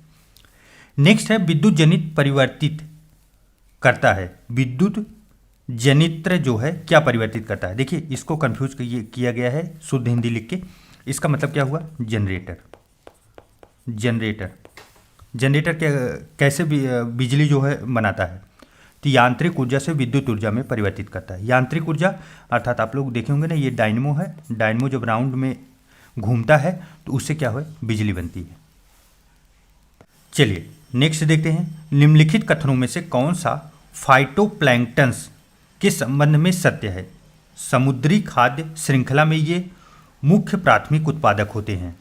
तो क्या ये सही है फाइटोप्लैंक्टन्स के बारे में? हाँ, यह पूरी तरह से सही है। पहला कथन तो पूरी तरह सही है। नेक्स्ट है, पृथ्वी के वायुमंडल में उपस्थित ऑक्सीजन की अधिकतर मात्रा के लिए ये उत्तरदायी हैं। अर्थात ये ऑक्सीजन की मात्रा पृथ्वी पे जो है सबसे ज़्यादा यही बनाते हैं। तो क्या इसके लिए ये उत्तरदायी हैं? तो हाँ, ये भी सही है। तो क्या ये दोनों कथन सही हैं? हाँ, ये दोनों कथन पूरी तरह से सही हैं। अच्छा देखिए, यहाँ पे एक कन्फ्यूजन करने के लिए एक चीज़ और पूछा जा सकता है कि जो ये फाइटोप्लैंक्टन्स हैं, यह जो है प्रकाश संश्लेषण करते हैं। तो हाँ, ये सही है। ये प्रकाश संश्लेषण करेंगे तभी तो वायुमंडल में जो है ऑक्सीजन की मात्रा बढ़ेगी। ये भी फैक्ट आप लोग याद रखिएगा। चलिए नेक्स्ट, निम्नलिखित में से कौन से ग्रह जो है अंतर्ग्रह की श्रेणी में आते हैं? अंतर्ग्रह, तो बताइए। देखिए अंतर्ग्रह श्रेणी का मतलब क्या हुआ? अंतर्ग्रह का श्रेणी का मतलब ये हुआ कि जैसे ये सन है, सन, और उसके बाद ये रहा पृथ्वी, ब्लू कलर की पृथ्वी रही। इसके बीच में दो ग्रह आते हैं। कौन कौन से आते हैं? बुध शुक्र। बुध शुक्र, तो इन्हें ही क्या कहा जाएगा? इन्हें ही जो है, इन्हें ही अंतःग्रह कहा जाएगा। किसे? बुध को और शुक्र को, क्योंकि ये जो है सूर्य और पृथ्वी के बीच में अवस्थित हैं। तो क्या होगा सही जवाब? सही जवाब ऑप्शन नंबर ए होगा।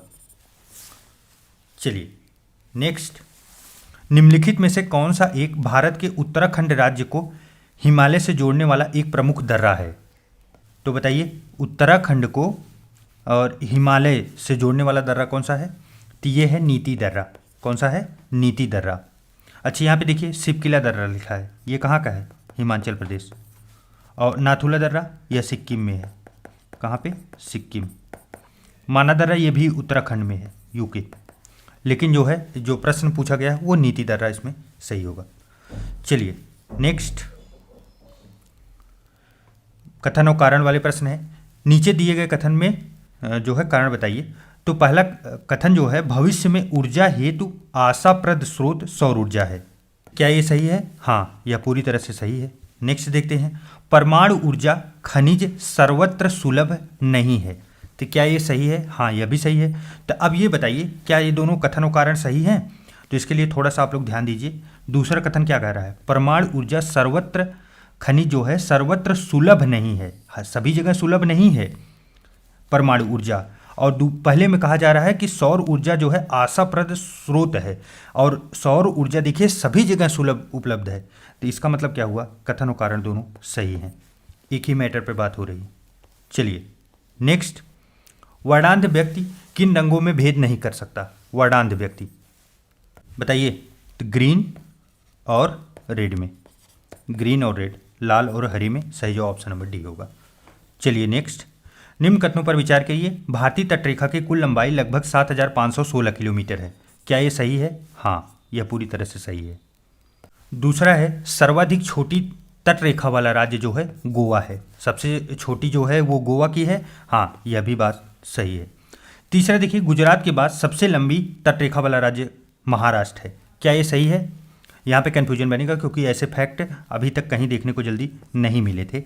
गुजरात जो है सबसे बड़ी तटरेखा है, ये तो सबको पता है, लेकिन यहाँ दूसरे नंबर पे पूछा जा रहा है। तो पहले नंबर पे आप लोग याद रखिए गुजरात है, और दूसरे नंबर पे क्या है? तो आंध्र प्रदेश है। क्या है? आंध्र प्रदेश दूसरे नंबर पे है, महाराष्ट्र नहीं होगा। तो सही जवाब क्या बनेगा? सही जवाब बनेगा 1 और 2, ऑप्शन नंबर सी। ये दोनों क्रम आप लोग याद रखिएगा। गुजरात पहले नंबर पे, दूसरे नंबर पे आंध्र प्रदेश, क्योंकि थोड़ा डीप में प्रश्न आजकल बन रहे हैं, तो बनेंगे तो ऐसे प्रश्न जरूर आएंगे।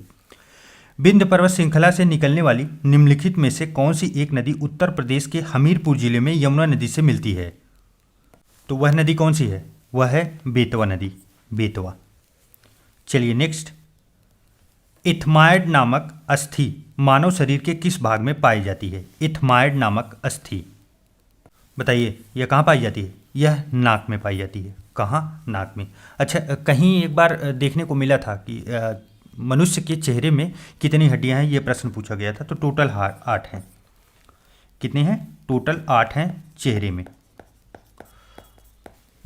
चलिए नेक्स्ट,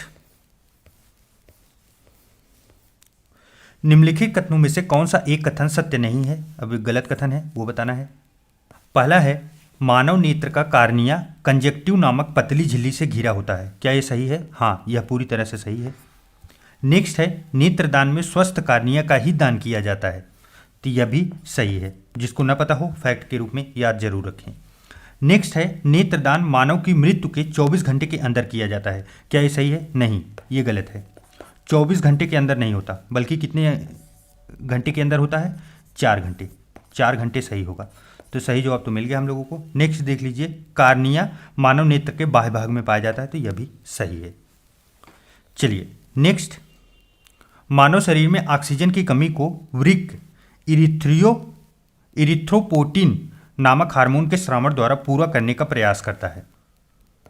कारण है, इरिथ्रोपोइटिन नामक हार्मोन आरबीसी के निर्माण की प्रक्रिया की गति को बढ़ा देता है। तो देखिए ये दो के दोनों कथन सही हैं और दोनों एक दूसरे को सही से व्याख्या भी कर रहे हैं। तो सही जवाब क्या बनेगा? ऑप्शन नंबर ए बनेगा। चलिए नेक्स्ट, निम्न युग्मों में से कौन से सही सुमेलित नहीं है? एक गलत है। कौन सा है बताना है। पेरिटोनिया, पेरिटोनिया वृक्क को चारों तरफ से घेरने वाली झिल्ली है। क्या ये सही है? हाँ, यह पूरी तरह सही है। नेक्स्ट है, पेरिकार्डियम हृदय को चारों तरफ से घेरने वाली झिल्ली है। हाँ, यह भी सही है। नेक्स्ट है, यकृत मूत्र का निर्माण करता है। क्या ये सही है? नहीं, ये गलत है। यकृत जो है मूत्र का निर्माण नहीं करता, बल्कि किसका? यूरिया का निर्माण करता है। और वृक्क क्या है? वृक्क जो है मूत्र का निर्माण करता है। तो यहाँ दो के दोनों गलत थे। यहाँ पे पूछा गया था सही नहीं है, गलत कौन से हैं? तो 3 और 4 गलत होंगे। सही जो ऑप्शन नंबर सी होगा। चलिए नेक्स्ट, संस्थान दिए गए हैं, स्थिति कहाँ पे है? ये भी काफ़ी महत्वपूर्ण है, कई बार आ चुका है। पहला है केंद्रीय धान अनुसंधान संस्थान। धान अनुसंधान संस्थान कहाँ पे अवस्थित है? तो यह कटक में है। कटक, कटक अर्थात 4 होगा। दूसरा है भारतीय मृदा विज्ञान संस्थान। मृदा विज्ञान संस्थान कहाँ पे अवस्थित है? तो यह भोपाल में है। कहाँ पे है? भोपाल में। दूसरे का 3 होगा। उसके बाद सस्यवानिकी का राष्ट्रीय शोध केंद्र, यह कहाँ अवस्थित है? तो यह जो है झांसी में अवस्थित है। दूसरा होगा। और national centre for agriculture economics and policy research, यह जो है नई दिल्ली में अवस्थित है। तो पहला होगा। 4, 3, 2, 1 सही जवाब क्या बनेगा? Option number B. चलिए नेक्स्ट, अभिकथन दिया गया है, हृदय शूल को हृदय घात का पूर्वगामी कहते हैं। तो क्या ये सही है? हाँ, यह पूरी तरह से सही है। दूसरा है, दोनों में समान प्रकार का दर्द रोगी को महसूस होता है। क्या ये सही है? हाँ, यह भी सही है। तो क्या ये कथन कारण एक दूसरे को डिफाइन कर रहे हैं? नहीं, दोनों कथन कारण एक दूसरे को डिफाइन नहीं कर रहे हैं। हृदय शूल और हृदयघात का पूर्वगामी है, इसकी वजह से समान दर्द नहीं होता, बल्कि जो दर्द होता है क्योंकि कोरोनरी धमनी में जो है वहाँ क्या है, बाधा उत्पन्न होता है रक्त के लिए, इसलिए दर्द जो है उत्पन्न होता है। तो ये हुआ सही जवाब ऑप्शन नंबर बी। दोनों कथन सही हैं जबकि एक दूसरे को डिफाइन नहीं कर रहे हैं, तो ऑप्शन नंबर बी होगा। चलिए नेक्स्ट है, 2 सूचियाँ दी गई हैं। कैरोटीड धमनी यह किससे संबंधित है? कैरोटीड धमनी ये किससे संबंधित है? मस्तिष्क से, अभी ऊपर ही हम लोगों ने देखा। और उसके बाद कोरोनरी धमनी, कोरोनरी धमनी यह किससे संबंधित है? तो यह हृदय से संबंधित है। उसके बाद फिर आता है मेसेंट्रिक धमनी। मेसेंट्रिक धमनी जो है यह आहार नाल से संबंधित है। और उसके बाद रीनल धमनी, यह जो है वृक्क से संबंधित है। तो जो कूट बन रहा है हम लोगों का वो क्या बन रहा है? 3124, 3124 सही जवाब ऑप्शन नंबर डी होगा। चलिए नेक्स्ट, स्फिंक्टर नामक कपाट मानव शरीर के निम्नलिखित में से कहाँ पाया जाता है? तो बताइए, स्फिंक्टर नामक कपाट कहाँ पाया जाएगा? तो यह जो है ग्रास नली और अमाशय के बीच में पाया जाता है। तो सही जवाब ऑप्शन नंबर ए होगा। चलिए नेक्स्ट, निम्नलिखित में से किसे मानव शरीर में ऊर्जा उत्पादन की श्रेणी में रखा जाता है? मानव के शरीर में ऊर्जा कहाँ से उत्पादित होता है? विटामिन से, प्रोटीन से, कार्बोहाइड्रेट से या जल से? तो ऊर्जा जो है कार्बोहाइड्रेट से प्राप्त होता है। चलिए नेक्स्ट, निम्नलिखित में से कौन सी एक अक्रिय गैस वायुमंडल में नहीं पाई जाती? महत्वपूर्ण प्रश्न है, कई बार आ भी चुका है। बताइए कौन सी गैस है? तो वो है रेडान। रेडान। चलिए नेक्स्ट, निम्न पर विचार करें। सिंधु, सतलज, ब्रह्मपुत्र, स्वर्णरेखा और सोन नदी, उपरोक्त नदियों में से कौन सी पूर्ववर्ती नदियां हैं?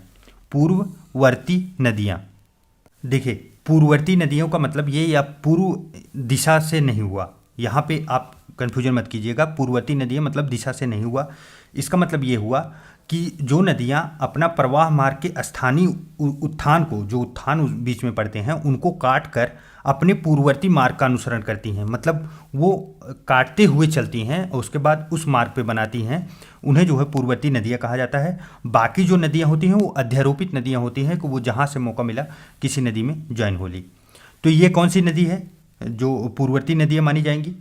तो ये नदियाँ हैं सिंधु हो गई आपकी, सिंधु, और उसके बाद सतलज, और उसके बाद ब्रह्मपुत्र। ये बड़ी बड़ी तीनों नदियाँ जो है पूर्ववर्ती नदियों के रूप में जानी जाती हैं। तो सही जो ऑप्शन नंबर बी होगा। बाकी देखिए सोन और स्वर्ण रेखा जो नदियां हैं ये क्या है? ये अध्यारोपित नदियों की श्रेणी में आते हैं। चलिए नेक्स्ट है, यह आल्प्स पर्वत के उत्तरी ढाल के सहारे उतरने वाली गर्म एवं शुष्क पवन है। गर्म और शुष्क पवन की बात की जा रही है और यह आल्प्स पर्वत के पास की, और इसका सर्वाधिक प्रभाव जो है स्विट्जरलैंड में होता है। यह कौन सी हवा के बारे में या पवन, स्थानीय पवन के बारे में पूछा जा रहा है? तो बताइए उसको। चिनूक, ब्लैक रोलर, सिराको या फान? तो बताइए कौन सी हवा के बारे में ये बात की जा रही है? तो ये है फान। फान जो पवन है उसके बारे में बात की जा रही है। देखिए यहाँ पे दिया है चिनूक। चिनूक कहाँ बहती है? राकी पर्वत पे। कहाँ पे?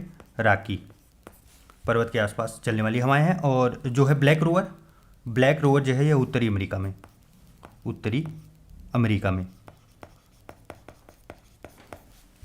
चलिए नेक्स्ट, निम्न युग्मों में से कौन सा एक सही सुमेलित है?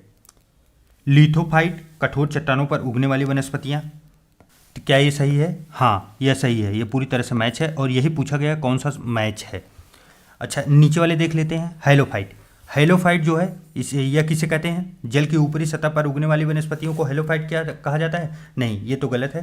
तो किसे कहा जाता है? बल्कि नमकीन मिट्टी में, किसमें? नमकीन मिट्टी की वनस्पतियों को हेलोफाइट कहा जाता है। तो इसका देखिए इसमें मिलेगा। उसके बाद पायरोफाइट। पायरोफाइट किसे कहते हैं? तो जो अग्नि प्रतिरोधी वनस्पतियां होती हैं, विशेष ध्यान रखिए, इसका दिया नहीं गया है यहाँ पे। अग्नि प्रतिरोधी, प्रतिरोधी वनस्पति अर्थात या प्लांट आप लिख लीजिए। प्लांट जो होते हैं वो पायरोफाइट की श्रेणी में आते हैं। जल की ऊपरी सतह पर उगने वाली वनस्पतियों को क्या कहा जाता है? तो इन्हें हाइड्रोफाइट कहा जाता है। क्या कहा जाता है? हाइड्रोफाइट। हाइड्रो अर्थात जल और फाइट मतलब उस पर उगने वाली। चलिए नेक्स्ट, निम्नलिखित युगों में से कौन से सही सुमेलित हैं? तो बताइए कौन से मैच हैं? सू नहर सुपीरियर झील को ह्यूरन झील से जोड़ती है। क्या ये सही है? तो हाँ यह पूरी तरह से सही है। और तीसरा देखिए, स्वेज नहर जो है भूमध्य सागर को लाल सागर से जोड़ती है, यह भी सही है। जो इसमें गलत है वो है कील नहर। कील नहर बाल्टिक सागर को अटलांटिक सागर से जोड़ती है। तो क्या ये सही है? यह सही नहीं है, बल्कि जो है कील नहर जो है यह पश्चिमी जर्मनी में उत्तरी सागर को बाल्टिक सागर से जोड़ती है। आर्कटिक सागर से नहीं, बल्कि बाल्टिक सागर को किससे जोड़ती है? बाल्टिक सागर को यह उत्तरी सागर से जोड़ती है। तो सही जवाब क्या बनेगा? 1 और 3 सही मैच है। तो सही जवाब ऑप्शन नंबर बी होगा। चलिए नेक्स्ट, प्रोबायोटिक पद किसके लिए प्रयुक्त किया जाता है? प्रोबायोटिक यह किसके लिए प्रयोग होता है? तो यह सजीव सूक्ष्मजीवी खाद्य संपूरक के रूप में जो है प्रयोग किया जाता है। चलिए नेक्स्ट, निम्नलिखित जनजातियों में से कौन सी एक जो है पामीर पठार के क्षेत्र में निवास करती है? कौन सी ऐसी जनजाति है? तो बताइए कौन सी है? ये खिरगिज है। कौन? खिरगिज। देखिए जो जनजाति हैं वो काफ़ी महत्वपूर्ण हैं, चाहे भारत की हो चाहे विश्व की, सभी जो है महत्वपूर्ण जनजातियाँ हमेशा प्रश्न में बनी रहती हैं। देखिए यहाँ पे कुछ और जनजातियाँ दी गई हैं, जैसे माओरी। माओरी कहाँ की है? तो यह न्यूजीलैंड की। कहाँ की? न्यूजीलैंड की, न्यूजीलैंड। और उसके बाद यूकागिर। यूकागिर जो है ये कहाँ की है? यह साइबेरिया की है। कहाँ की? यह साइबेरिया, साइबेरिया। और बोआर, बोआर कहाँ की है? यह दक्षिण अफ्रीका की है, दक्षिण अफ्रीका। चलिए नेक्स्ट, जो इसका सही जवाब था ऑप्शन नंबर ए था, खिरगिज। पामीर के पठार में के क्षेत्र में जो है वास करती हैं। नेक्स्ट देखिए, कथनों का प्रश्न है, पाकिस्तान में वर्षा का अभाव होते हुए भी वह एक कृषि प्रधान देश है। महत्वपूर्ण है, यहाँ नहरों का जाल बिछा हुआ है। तो क्या ये सही है? हाँ, दो के दोनों सही है और कथन और कारण भी एक दूसरे को डिफाइन कर रहे हैं। नहरों के जाल बिछे होने के कारण जो है कृषि प्रधान देश पाकिस्तान माना जाता है। चलिए,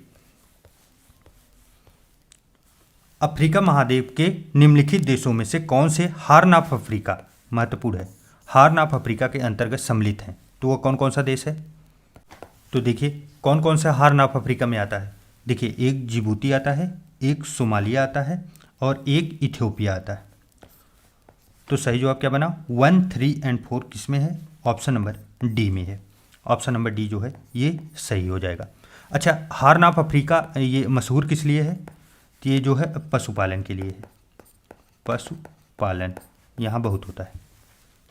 चलिए नेक्स्ट, निम्नलिखित में से कौन सा एक मेलानेशिया द्वीप समूह का भाग नहीं है? मेलानेशिया द्वीप समूह, तो बताइए कौन सा भाग नहीं है मेलानेशिया द्वीप समूह का? तो देखिए इसमें वानुआतू और कैलिडोनिया और फिजी, ये तीन के तीनों जो है मेलानेशिया द्वीप समूह के भाग हैं, जबकि टोगो जो है, टोगो नहीं है। टोगो जो है मेलिनेशिया द्वीप समूह का भाग न होकर किसका है? पोलिनेशिया का है। किसका है? पोलिनेशिया। अच्छा, ये द्वीप समूह है कहाँ पे, कौन से लोकेशन पे है?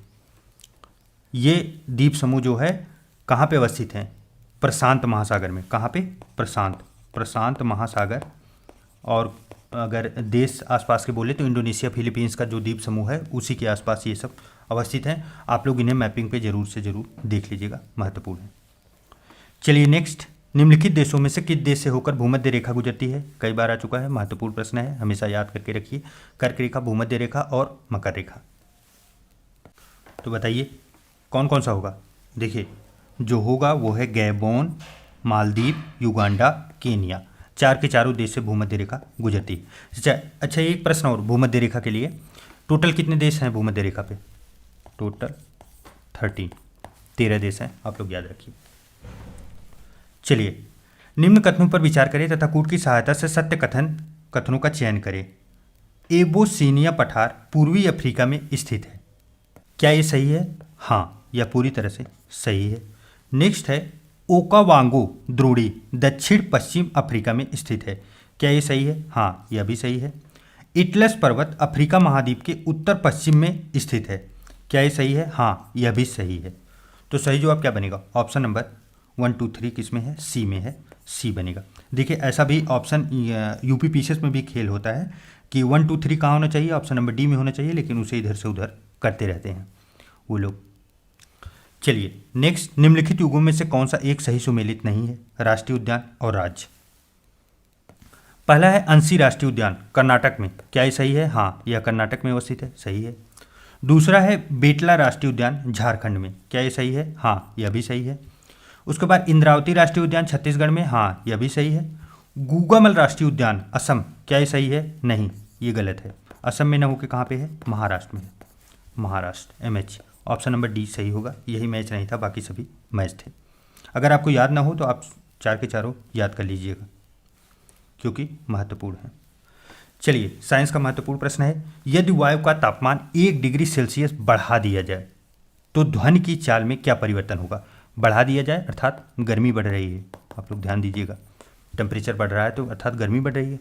तो देखिए ध्वनि की जो चाल होगी वो क्या होगी? 0.61 मीटर पर सेकंड से बढ़ जाएगी, क्योंकि टेम्परेचर अगर बढ़ेगा तो वायु की जो चाल होगी वह भी बढ़ेगी, और अगर टेम्परेचर घटेगा तो वायु की चाल भी जो है वो घटेगी। चलिए नेक्स्ट, द्वितीयक इंद्रधनुष में बाहर की तरफ कौन सा रंग दिखाई देता है? द्वितीयक इंद्रधनुष, देखिए अगर इंद्रधनुष प्राथमिक बनता है तो क्या कौन कौन से रंग सातों आते हैं? हम लोग पढ़े हैं, विबग्योर, विबग्योर, यही हुआ 7 रंग। अब अगर द्वितीयक बनेगा तो क्या हो जाएगा? जस्ट रिवर्स, रिवर्स हो जाएगा। रिवर्स अर्थात मिरर आप लगा के देख लीजिए क्या बनेगा। तो बाहर की तरफ क्या आएगा? देखिए इसमें अंदर की तरफ वायलेट आ रहा है, अब बाहर की तरफ क्या चला जाएगा? वायलेट ही जाएगा, तो बैगनी होगा। चलिए नेक्स्ट, मच्छर भगाने वाले लिक्विडेटर में किस रासायनिक पदार्थ का प्रयोग किया जाता है? सबके घर में लगा होगा मच्छर भगाने के लिए जो केमिकल आता है, ऑल आउट और गुड नाइट ऐसे ऐसे करके कई आते हैं, उसमें जो है क्या भरा जाता है? तो उसमें प्रेलिथ्रीन डाला जाता है। क्या? प्रेलिथ्रीन, यही वाष्पीकृत होकर गैस के रूप में निकलता है जिससे मच्छर जो है भागते हैं। चलिए नेक्स्ट, शराब पीने की पुष्टि करने वाले परीक्षण किट में निम्नलिखित में से किस रासायनिक पदार्थों का प्रयोग किया जाता है? तो देखिए जो परीक्षण किट होता है उसमें पोटेशियम डाइक्रोमेट लगा होता है, पोटेशियम डाइक्रोमेट, और उसमें डाला जाता है sulphuric acid, sulphuric acid H2SO4, यही दोनों डाल के इसको बनाया जाता है। तो सही जवाब क्या बनेगा? Option number A, option number A 1 और 3। अच्छा, यहाँ पे एक चीज़ और ध्यान देने वाली बात है कि कैसे कंफर्म होता है कि कोई शराब पिया है कि नहीं पिया है। तो उसमें देखिए जब उसमें जो उनकी डिवाइस होती है, डिवाइस में जब फूंक मारने के लिए यहाँ कहा जाता है, फूंक मारने पे सिरके की गंध आती है। अगर सिरके की गंध आ गई तो इसका मतलब पुष्टि हो जाता है कि शराब पिया गया है। चलिए नेक्स्ट, निम्नलिखित कथनों पर विचार करें। महान हिमालय को हिमाद्री पर्वत श्रेणी कहा जाता है। क्या ये सही है? हाँ, यह पूरी तरह से सही है।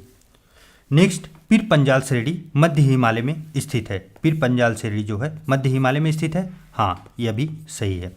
नेक्स्ट है, कारागंडा लौह खनिज उत्पादक क्षेत्र जो है यूक्रेन में स्थित है। क्या ये सही है?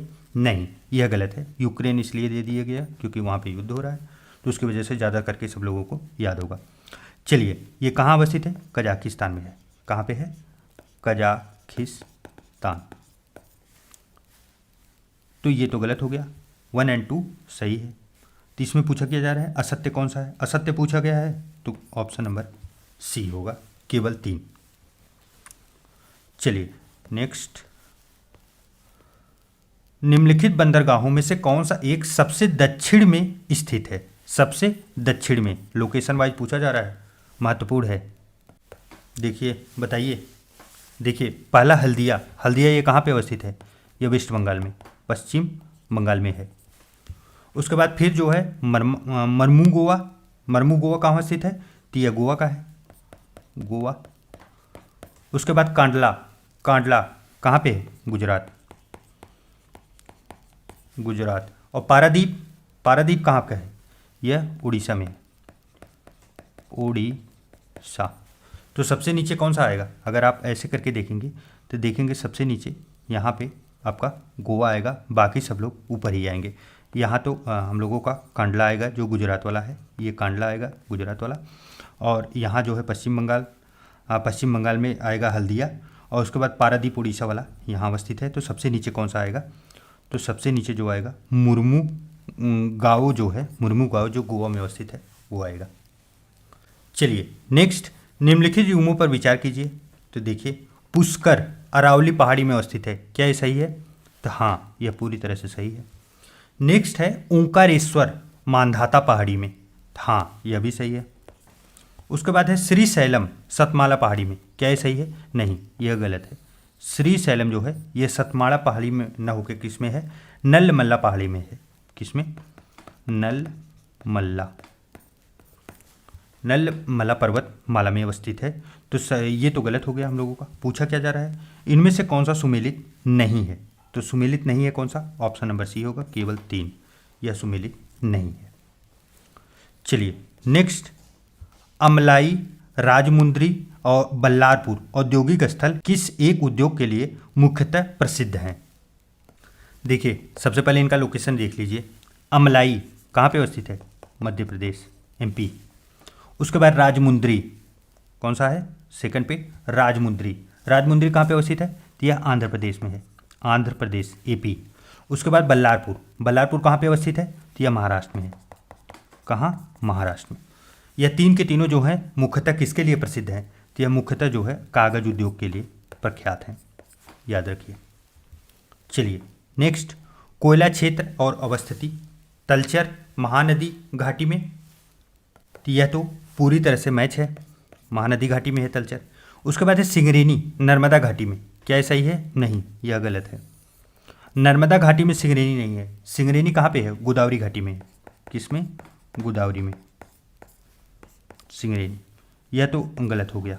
नेक्स्ट है कर्णपुरा, दामोदर घाटी, हाँ यह भी सही है। उसके बाद सिंगरौली जो है वह सोन घाटी में, यह भी मैच है। हम लोगों से पूछा क्या गया था, सुमेलित नहीं है, तो क्या हो गया, आंसर नंबर बी हो गया।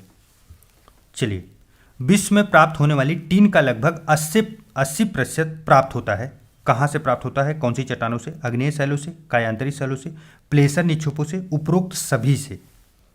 तो बताइए किससे प्राप्त होगा। देखिए उपरोक्त सभी से तो प्राप्त नहीं होगा, क्योंकि अगर सभी से प्राप्त होता तो बहुत ज़्यादा प्राप्त होता, टीन इतना ज़्यादा नहीं उपलब्ध है। किससे होता है, प्लेसर निक्षेपों से। चलिए नेक्स्ट, एजीआर में केवल दूर संचार सेवाओं से उत्पन्न राजस्व को शामिल किया जाता है। देखिए सबसे पहले एजीआर का फुल फॉर्म क्या है, एजीआर।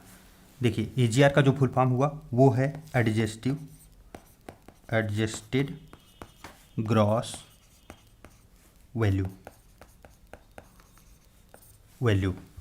यह जो है दूर संचार सेवाओं से उत्पन्न राजस्व को शामिल किया जाता है इसमें, तो हाँ ये इसमें ये बात समाहित है, ये सही है। देखिए ये 1999 में पहली बार आया था।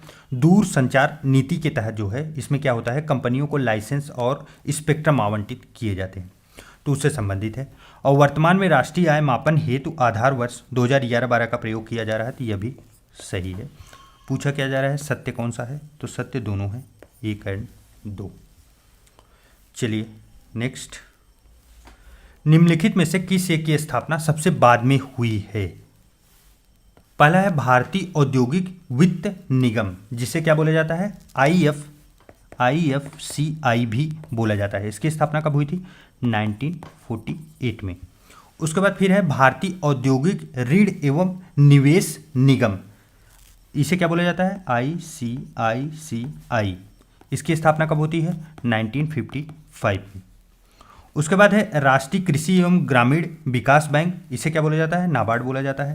नाबार्ड ये तो लगभग सभी लोग जानते होंगे, जानने वाली तो सभी संस्थाएं हैं, लेकिन नाबार्ड ज़्यादा करके हमेशा प्रश्न बना रहता है, तो सब इजीली याद रहता है। नाबार्ड कब हुआ था, तो यह जो है 82 में, 1982 में इसकी स्थापना कई बार पूछा भी गया है। भारतीय औद्योगिक विकास बैंक, IDBI जिसे बोलते हैं, क्या बोलते हैं, IDBI, इसकी स्थापना कब होती है, तो 1964 में होती है। तो हमसे पूछा क्या जा रहा है, सबसे बाद में कौन सी हुई, तो देखिए नाबार्ड वाला 82 में हुआ था नाबार्ड, तो सही जवाब क्या बनेगा, ऑप्शन नंबर सी। चलिए नेक्स्ट, भुगतान संतुलन में मौलिक असंतुलन आने की स्थिति में मुद्रा का अवमूल्यन किया जाता है, क्या ये बात सही है, हाँ यह बात जो है यह पूरी तरह से सही है। देखिए मुद्रा का अवमूल्यन करने का मतलब क्या हुआ, देखिए मुद्रा का अवमूल्यन करने का मतलब ये हुआ कि उसका जो है ना वैल्यू गिरा दी गई, मतलब पैसा बहुत महंगा नहीं है, पैसा कम पैसे में आप ज़्यादा वस्तु नहीं ले सकते, बल्कि ज़्यादा पैसे आपको लगाने पड़ेंगे। इससे क्या होगा, इससे आयात महंगे हो जाते हैं, आयात महंगे, कोई अगर बाहर से आपके यहाँ सामान डंप करना चाहेगा उसे महंगा लगेगा, जबकि निर्यात हमारे देश की वस्तुएं जो है सस्ती हो जाती हैं। तो दोनों कथन और कारण एक दूसरे को बहुत अच्छे से डिफाइन भी कर रहे हैं, तो सही जवाब इसका ऑप्शन नंबर ए होगा। चलिए नेक्स्ट, निम्नलिखित में से कौन सा राजकोषीय नीति के उद्देश्यों में सम्मिलित है, राजकोषीय नीति के उद्देश्यों में क्या सम्मिलित किया गया है। राजकोषीय नीति अर्थात फिजिकल पॉलिसी, इसमें क्या क्या समाहित होगा, पूंजी निर्माण, हाँ होता है, संतुलित क्षेत्रीय विकास यह भी होता है, और संसाधनों का कुशल आवंटन यह भी होता है, और रोजगार सृजन भी किया जाता है। तो क्या होगा, उपरोक्त सभी कथन जो है वो सही है, सही जो ऑप्शन नंबर सी होगा। चलिए नेक्स्ट, विश्व के 80% सक्रिय ज्वालामुखी निम्नलिखित में से किन पेटियों में पाए जाते हैं। 80% जो है सक्रिय ज्वालामुखी कहाँ पाया जाता है? तो देखिए, जो ज्वालामुखी सबसे ज़्यादा है वो कहाँ पाए जाते हैं? मध्य महासागरीय पेटी और परिप्रशांत पेटी में पाए जाते हैं। तो सही जवाब तो इसका बनेगा 3 और 4 सही है, तो सही जवाब ऑप्शन नंबर बी बनेगा। चलिए नेक्स्ट, निम्नलिखित में से कौन सा एक यूरोपीय देश जो है बेनीलक्स संगठन का सदस्य नहीं है? देखिए, जो बेनीलक्स है वह 3 देशों से मिलकर बना है, बेल्जियम, नीदरलैंड और लग्जमबर्ग। इसमें जो समाहित नहीं है वो है नार्वे जो है इसमें समाहित नहीं है। और इसका जो है सचिवालय कहाँ है? ब्रुसेल्स में। कहाँ है? ब्रुसेल्स में। और वह कहाँ है? बेल्जियम में अवस्थित है। चलिए नेक्स्ट, एग मार्क गुणवत्ता प्रमाण चिन्ह निम्नलिखित में से किस एक संगठन या संस्था द्वारा जारी किया जाता है? तो बताइए कौन जारी करता है एग मार्क? देखिए, एग मार्क जो है वो विपणन एवं निरीक्षण निदेशालय के द्वारा जारी किया जाता है। अच्छा, यहाँ पे देखिए भारतीय मानक ब्यूरो भी दिया गया है, काफ़ी कन्फ्यूजन इसमें भी बनता है लोगों का। भारतीय मानक ब्यूरो के द्वारा क्या जारी किया जाता है? तो इसके द्वारा देखिए ISI वाला लोगो आप लोग देखे होंगे, यह लोगो जो है भारतीय मानक ब्यूरो के द्वारा जारी किया जाता है। निम्नलिखित युग्मों में से कौन सा सही नहीं है? कौन सा सही नहीं है यह पूछा जा रहा है। देखिए, एक तरफ जो है स्टॉक एक्सचेंज दिए गए हैं और दूसरे तरफ शेयर सूचकांक, अर्थात कौन सा शेयर सूचकांक कौन से देश में है। तो पहला देखिए जर्मनी मिडडेक्स, क्या ये सही है? हाँ ये सही है। उसके बाद थाईलैंड सेट, यह भी सही है। USA टाइक्स, क्या ये सही है? नहीं, यह गलत है। यही हम लोगों का आंसर है, यह गलत है। USA का जो है टाइक्स नहीं होता, बल्कि क्या है? बल्कि USA का जो है वो नासडाक होता है। क्या होता है? नासडाक। टैक्स कहाँ का है? टैक्स जो है यह ताइवान का है, ताइवान का टैक्स। और उसके बाद इंग्लैंड FTSE 100, ये सही है। चलिए नेक्स्ट, निम्नलिखित कथनों पर विचार कीजिए। मुद्रा अपस्फीति की स्थिति में मुद्रा के मूल्य में वृद्धि होती है तथा वस्तुओं एवं सेवाओं की कीमतों में गिरावट आती है। देखिए, इकोनॉमिक के टर्म में 2 शब्द आते हैं, महत्वपूर्ण शब्द हैं, एक मुद्रा अपस्फीति और एक है मुद्रास्फीति। मुद्रास्फीति, देखिए इसमें अपस्फीति लगा है, इसी में कन्फ्यूजन बनाने का प्रयास किया जा रहा है। देखिए, जब मुद्रा स्फीति होती है उसे ही इन्फ्लेशन कहा जाता है। क्या कहा जाता है? इन्फ्लेशन अर्थात महंगाई। लेकिन यहाँ अपस्फीति की बात की जा रही है, महंगाई नहीं है।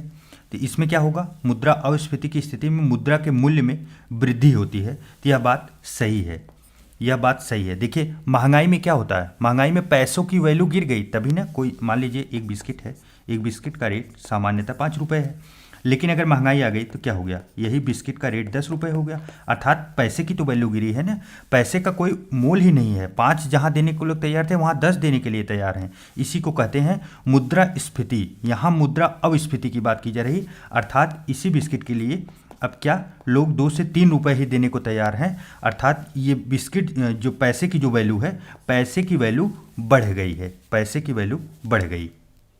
अब यहाँ कन्फ्यूजन ये बनेगा कि ये 2 रुपये का क्यों हुआ?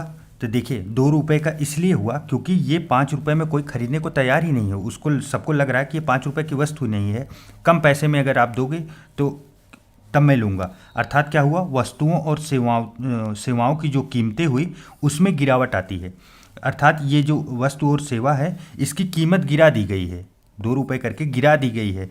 कब? यह अपस्फीति की बात की जा रही है। तो यही जो है मुद्रा अपस्फीति का मैटर यहाँ पे हो रहा है।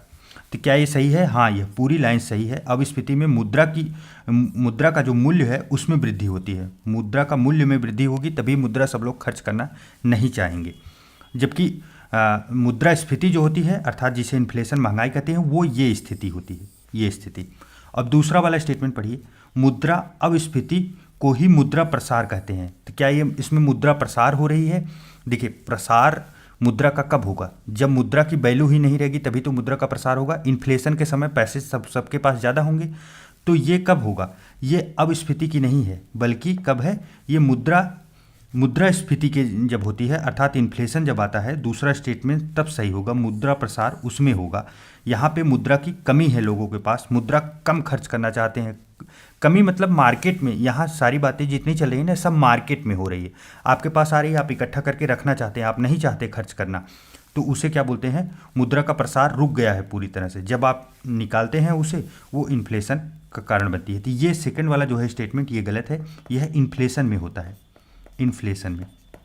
उम्मीद है जो लोग पढ़े होंगे, पीछे के वीडियो देख रहे होंगे, उन्हें तैयार हो गया होगा, उन्हें समझ में आ गया होगा। फिर भी अगर कोई कन्फ्यूजन होता है तो एक बार रिपीट से आप लोग देख लीजिएगा, ये क्लियर हो जाएगा। अगर नहीं होता तो आप लोग कमेंट करके बताइएगा, फिर मैं इसके ऊपर अलग से वीडियो जरूर लाऊंगा। तो इसमें जो है सही कौन सा हुआ, पहला सही है, ये दूसरा वाला जो है स्टेटमेंट ये गलत है। तो सही जवाब ऑप्शन नंबर ए होगा। चलिए नेक्स्ट देखते हैं। निम्नलिखित में से कौन सा युग्म सही सुमेलित नहीं है, इसमें से कौन सा गलत है यह बताना है हमें। देखिए साइप्रस, निकोसिया, साइप्रस की राजधानी निकोसिया है, हाँ ये सही है। तुर्कमेनिस्तान, आसगाबाद, ये भी सही है। उसके बाद बोत्सवाना, गेबोरोन, क्या ये सही है, हाँ यह भी सही है। तो इसमें गलत क्या है, नामीबिया, नामीबिया का विक्टोरिया नहीं होता, विक्टोरिया इसकी राजधानी नहीं है, बल्कि नामीबिया की राजधानी जो है वो क्या है, विंडहाक, क्या है, विंडहाक। तो सही जवाब ऑप्शन नंबर डी होगा। अच्छा ये जो विक्टोरिया है ये किसकी राजधानी है, विक्टोरिया बताइए कमेंट करके। सेशेल्स की,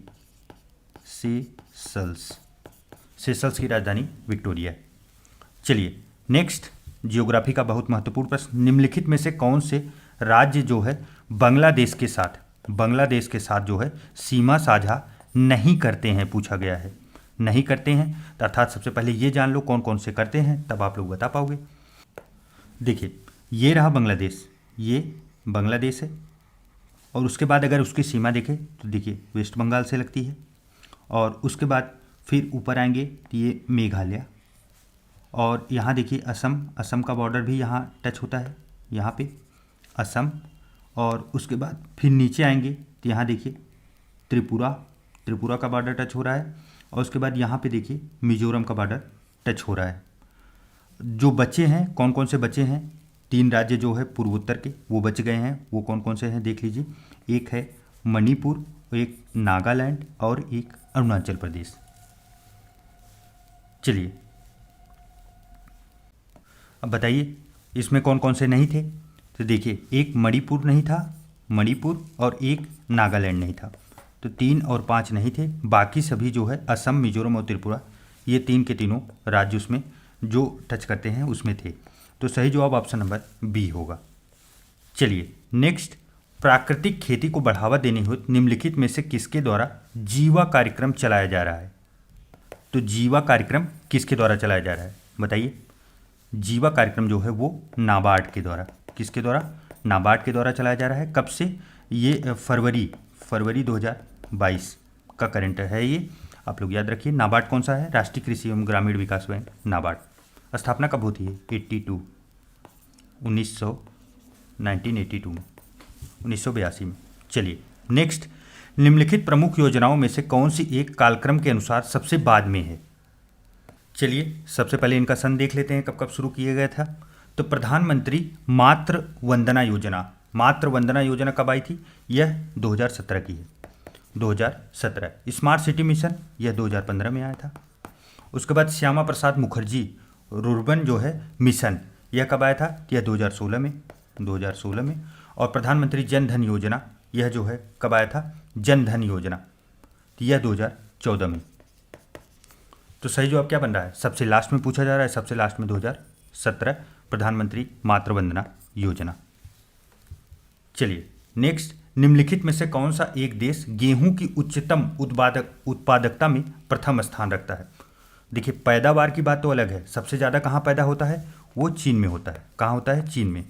और सबसे ज़्यादा उत्पादकता कहाँ की है, तो यह भी चीन में है। महत्वपूर्ण फैक्ट है, याद रखिए। चलिए नेक्स्ट, निम्नलिखित कथनों पर विचार करें। स्वर्ण के भंडारण में विश्व में प्रथम स्थान चीन का है। तो बताइए क्या ये पहला कथन सही है, जी बिल्कुल भी नहीं, ये गलत है।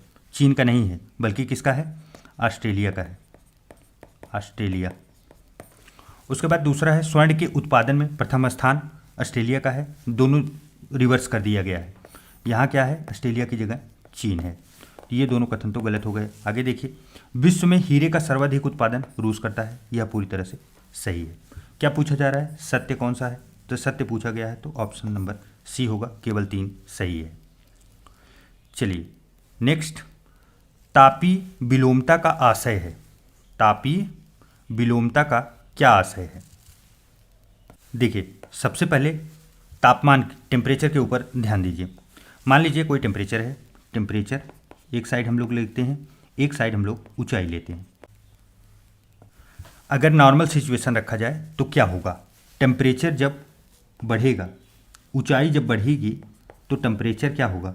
टेम्परेचर घटेगा। ऊपर ठंडा ही तो होता है, अर्थात टेम्परेचर घटा। ये कब है? ये नॉर्मली है, नॉर्मली अर्थात सामान्यतः ऐसा होता है। लेकिन यहाँ क्या है? विलोमता, तापीय विलोमता, अर्थात तुरंत इसको रिवर्स कर दीजिए। इसका मतलब क्या हुआ? ऊंचाई जब बढ़ेगी तो टेम्परेचर भी बढ़ेगा, यही हुआ तापीय विलोमता।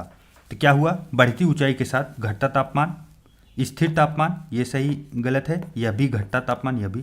और सही जवाब क्या बनेगा? ऑप्शन नंबर सी, बढ़ती ऊंचाई के साथ बढ़ता तापमान। चलिए नेक्स्ट, कनात सिंचाई व्यवस्था। कनात सिंचाई व्यवस्था अपनाई गई है।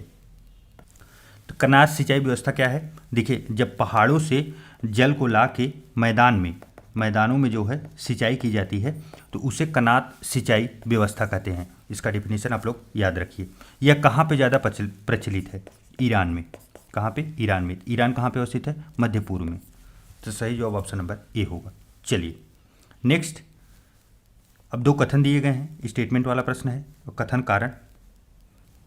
चलिए कथन क्या है? उत्तर प्रदेश में बौद्ध धर्म का पालना कहा जाता है। उत्तर प्रदेश को जो है बौद्ध धर्म का पालना कहा जाता है। क्या ये सही है? हाँ, यह पूरी तरह से सही है। उसके बाद फिर दूसरा है, गौतम बुद्ध का अधिकांश सन्यासी जीवन जो है उत्तर प्रदेश में ही व्यतीत हुआ था। तो यह भी बात सही है। और दोनों एक दूसरे को, चूंकि उनका गौतम बुद्ध का जो है अधिकांश जीवन सन्यासी जीवन यूपी में ही व्यतीत हुआ था, इसीलिए बौद्ध धर्म का पालना इसे कहा भी जाता है। तो सही जवाब ऑप्शन नंबर ए होगा। चलिए नेक्स्ट, उत्तर प्रदेश का कौन सा जिला जो है गोखर पहाड़ पर चट्टानों को काटकर निर्मित 24 तीर्थंकरों की प्रतिमाओं हेतु विख्यात है? तो यह कौन सा जिला है? बताइए। महोबा जिला प्रख्यात है। चलिए नेक्स्ट, उत्तर प्रदेश का एकमात्र परमाणु संयंत्र नरौरा कहाँ स्थित है? कौन से जिले में? तो नरौरा कहाँ पे है? यह बुलंदशहर में। नेक्स्ट, निम्नलिखित में से कौन सा एक कानपुर उत्तर प्रदेश में स्थित नहीं है? तो बताइए। उत्तर प्रदेश वस्त्र औद्योगिक संस्थान, यह कहाँ पे है? यह कानपुर में है। उसके बाद राजकीय चर्म संस्थान, चमड़े से रिलेटेड है, तो यह भी अवस्थित है। उसके बाद है नागरिक उड्डयन प्रशिक्षण केंद्र, यह अवस्थित है? नहीं, यह गलत है। यह कहाँ पे अवस्थित है? यह जो है प्रयागराज में है। कहाँ? प्रयागराज अर्थात इलाहाबाद में। उत्तर प्रदेश लघु उद्योग निगम लिमिटेड, यह भी जो है कानपुर में अवस्थित है। चलिए नेक्स्ट, निम्नलिखित में से कौन कृषि वित्त का गैर संस्थागत स्रोत नहीं है? गैर संस्थागत स्रोत जो है वह नहीं है। देखिए अब पहले ये जानिए संस्थागत स्रोत क्या है और गैर संस्थागत स्रोत क्या है। देखिए संस्थागत ऐसा हुआ कि आपको अगर ऋण लेना है, आप किसान हैं तो आप बैंक के पास जाइए, या तो फिर आपको सरकारी समितियां हैं उनके द्वारा पैसा मिले, या फिर वाणिज्यिक बैंक हो, क्षेत्रीय ग्रामीण बैंक हो, सरकार आपको पैसे दे। तो ये क्या हुआ? संस्थागत हुआ। गैर संस्थागत क्या हुआ? महाजन, साहूकार, व्यापारी, जमींदार, अड़हतिया और किसी का संबंधित मित्र है वो पैसा दे रहा है। कोई गांव में क्या चलता है, ब्याज व्याज पे पैसे मिलते हैं, ये सब भी चलता है। तो अगर ये सब सोर्स हुए तो ये गैर संस्थागत हुआ।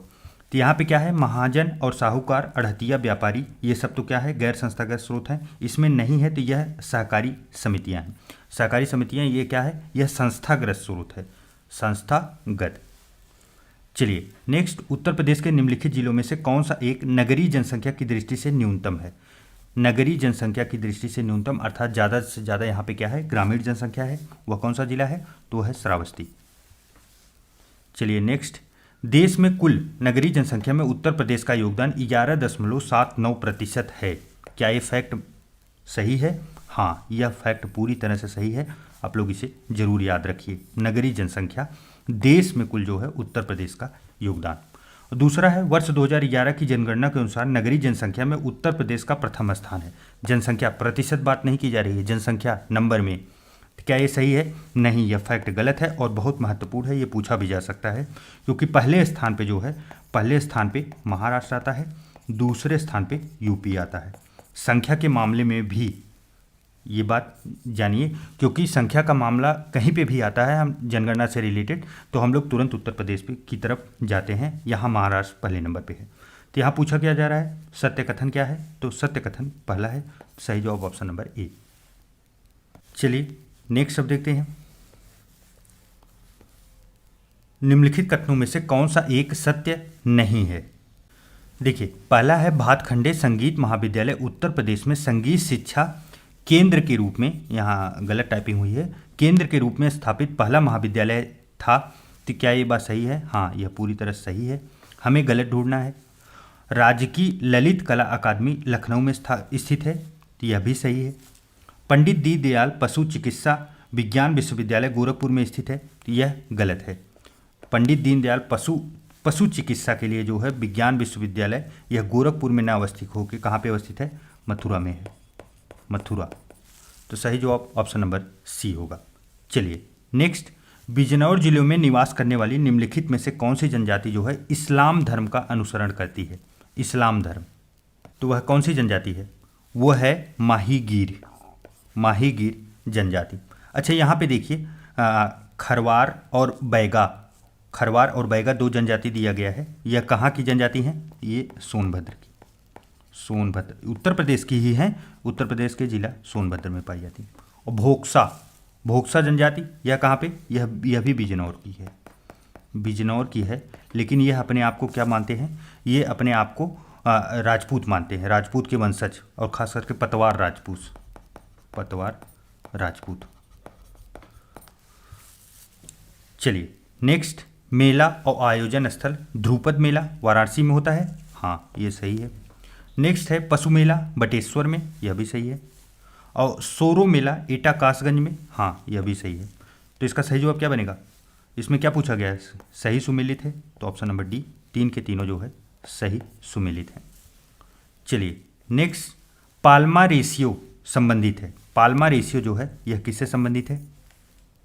तो पाल्मा रेशियो जो है यह आय की विषमता मापन से संबंधित है, तो सही जवाब ऑप्शन नंबर बी होगा, आप लोग याद रखिए फैक्ट के रूप में।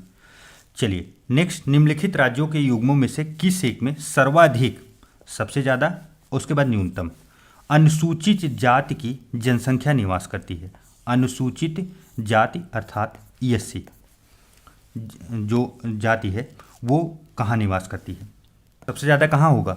सबसे ज़्यादा तो उत्तर प्रदेश में ही होगा, ये तो कन्फर्म है, लेकिन न्यूनतम कहाँ है? न्यूनतम बताना ही इसमें महत्वपूर्ण है। तो न्यूनतम जो है वो मिजोरम में, सही जो ऑप्शन नंबर सी होगा। चलिए नेक्स्ट, वाराणसी स्थित वर्तमान विश्वनाथ मंदिर का निर्माण कराया था, किसके द्वारा कराया गया था? जो विश्वनाथ मंदिर है और काफ़ी चर्चा में था, तो इससे प्रश्न बनने के चांसेस बहुत ज़्यादा बन जाते हैं। तो रानी अहिल्याबाई ने इसका निर्माण करवाया था। चलिए नेक्स्ट, सतत व स्थायी विकास किस प्रकार की अवधारणा से संबंधित है अर्थात संबंध रखता है? तो इसका संबंध जो है किससे है? नवनियतिवाद की अवधारणा से संबंधित है, अर्थात इसे ही क्या बोला जाता है? नियो डिटर्मिनिज्म भी कहा जाता है। चलिए नेक्स्ट देखते हैं, उत्तर प्रदेश में औद्योगिक इकाइयों से संबंधित ऑनलाइन सुविधा एक छत के नीचे प्रदान करनी है, तो सिंगल विंडो क्लियरेंस विभाग की स्थापना की गई थी किस बजट में? तो यह कब हुआ था? 2018 और 19 के बजट में, सही जवाब ऑप्शन नंबर बी होगा।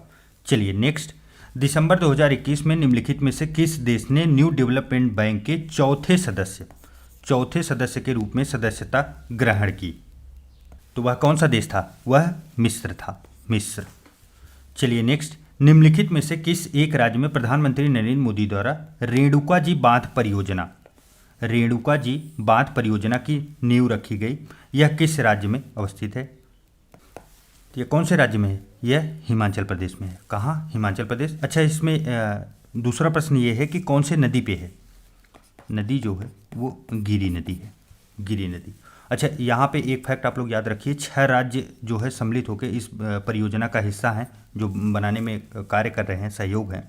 हिमाचल प्रदेश है, हरियाणा है, यूपी है, दिल्ली है, राजस्थान है और उत्तराखंड है। इन लोगों का सहयोग से ये बन रहा है, तो इसीलिए ये प्रश्न भी बनाया गया। चलिए नेक्स्ट, हाल ही में घोषित 68वें राष्ट्रीय फिल्म पुरस्कार के संबंध में निम्नलिखित युग्मों में से कौन सा सही सुमेलित नहीं है। पहला है सर्वश्रेष्ठ अभिनेता धनुष बनाए गए हैं, नहीं ये गलत है, पहला ही ऑप्शन जो है हम लोगों को गलत मिल गया। सर्वश्रेष्ठ अभिनेता के रूप में किसे, सूर्या, शायद साउथ के हीरो हैं इनका, जो भी हो आप लोग कमेंट करके बताइएगा, मुझे तो नहीं पता, बस इतना मुझे नाम याद है, सूर्या। और फिर उसके बाद अजय देवगन, अजय देवगन, इन दोनों लोगों को संयुक्त रूप से सर्वश्रेष्ठ अभिनेता के रूप में जो है अवार्ड दिया गया। और सर्वश्रेष्ठ अभिनेत्री अपर्णा बाला मुरली हैं और सर्वश्रेष्ठ हिंदी फिल्म जो है तुलसीदास जूनियर है।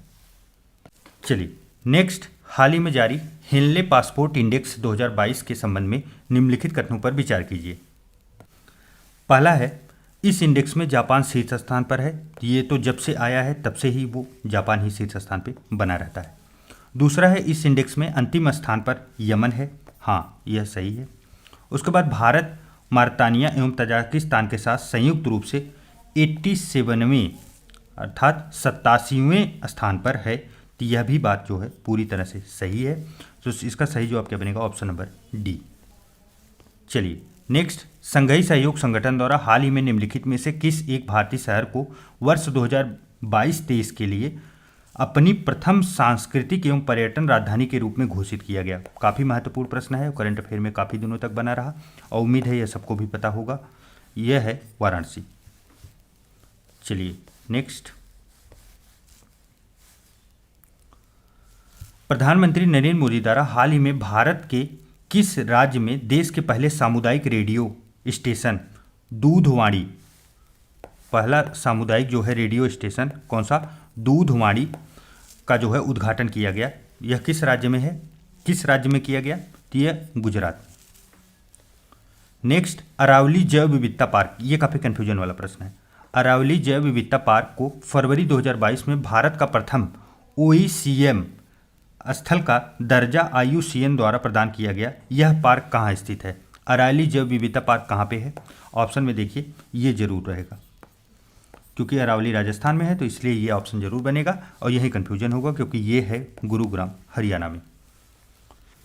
मई 2022 में टेड्रोस अदनोम घेब्रेयेसस विश्व स्वास्थ्य संगठन WHO के महानिदेशक चुने गए। इस संबंध में निम्न कथनों पर विचार करें। पहला कथन है, वे दक्षिण अफ्रीका के पूर्व स्वास्थ्य एवं विदेश मामलों के मंत्री हैं, तो क्या ये सही है, नहीं यह गलत है, यह दक्षिण अफ्रीका के नहीं है, बल्कि कौन से देश के हैं, इथियोपिया के, किसके, इथियोपिया के हैं। और उसके बाद जो है वे इस संगठन के अध्यक्ष बनने वाले पहले अफ्रीकी हैं, हाँ यह बात पूरी तरह से सही है, पहला तो गलत हो गया, दूसरा सही है, सही पूछा भी जा रहा है तो सही जवाब ऑप्शन नंबर बी होगा। चलिए next, the economist intelligence unit द्वारा हाल ही में जारी वर्ष 2022 के लिए विश्व के सबसे रहने योग्य शहरों की सूची में प्रथम स्थान पर कौन है, कौन सा शहर है, वो है वियना, ऑस्ट्रिया का वियना शहर। अच्छा इसमें ये बताइए कि सबसे खराब शहर कौन सा है, वो है तेहरान, यह कहाँ का है, ईरान का। और उसके बाद इंडिया की जो रैंकिंग है उसमें देखिए न्यू दिल्ली जो है वो आया है 112वें स्थान पे, और उसके बाद फिर दूसरे नंबर पे मुंबई जो है यह 117वां स्थान था। चलिए नेक्स्ट, युद्ध अभ्यास वज्र पहाड़ के संबंध में निम्नलिखित कथनों पर विचार कर कूट की सहायता से सत्य कथनों का चयन करें। इसका आयोजन भारत एवं अमेरिका के मध्य किया गया, तो क्या ये सही है, हाँ यह पूरी तरह से सही है। आप लोग याद रखिए वज्र पहाड़ भारत और अमेरिका। यह युद्धाभ्यास बकलो हिमाचल प्रदेश में संपन्न हुआ, यह भी कथन जो है सही है। इतने फैक्ट इसके इंपॉर्टेंट है, सही जवाब क्या होगा, ऑप्शन नंबर सी। चलिए नेक्स्ट, 3 दिवसीय अंतर्राष्ट्रीय साहित्यिक उत्सव उन्मेष का आयोजन हाल ही में कहाँ पर किया गया, उन्मेष, तो यह उत्सव कहाँ किया गया था, शिमला हिमाचल प्रदेश में, सही जो ऑप्शन नंबर ए होगा। चलिए नेक्स्ट, हाल ही में प्रधानमंत्री नरेंद्र मोदी द्वारा भारत के निम्नलिखित में से किस एक शहर में अटल ब्रिज का उद्घाटन किया गया। तो अटल ब्रिज कहाँ बनाया गया? अहमदाबाद में। अहमदाबाद। अच्छा, कौन सी नदी है? साबरमती। साबरमती नदी। चलिए नेक्स्ट, निम्नलिखित में से किन्हें हाल ही में रक्षा अनुसंधान एवं विकास संगठन DRDO के नए अध्यक्ष के रूप में नियुक्त किया गया? तो बताइए किसका किया गया?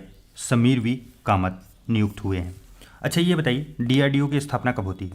1979 में स्थापना होती है।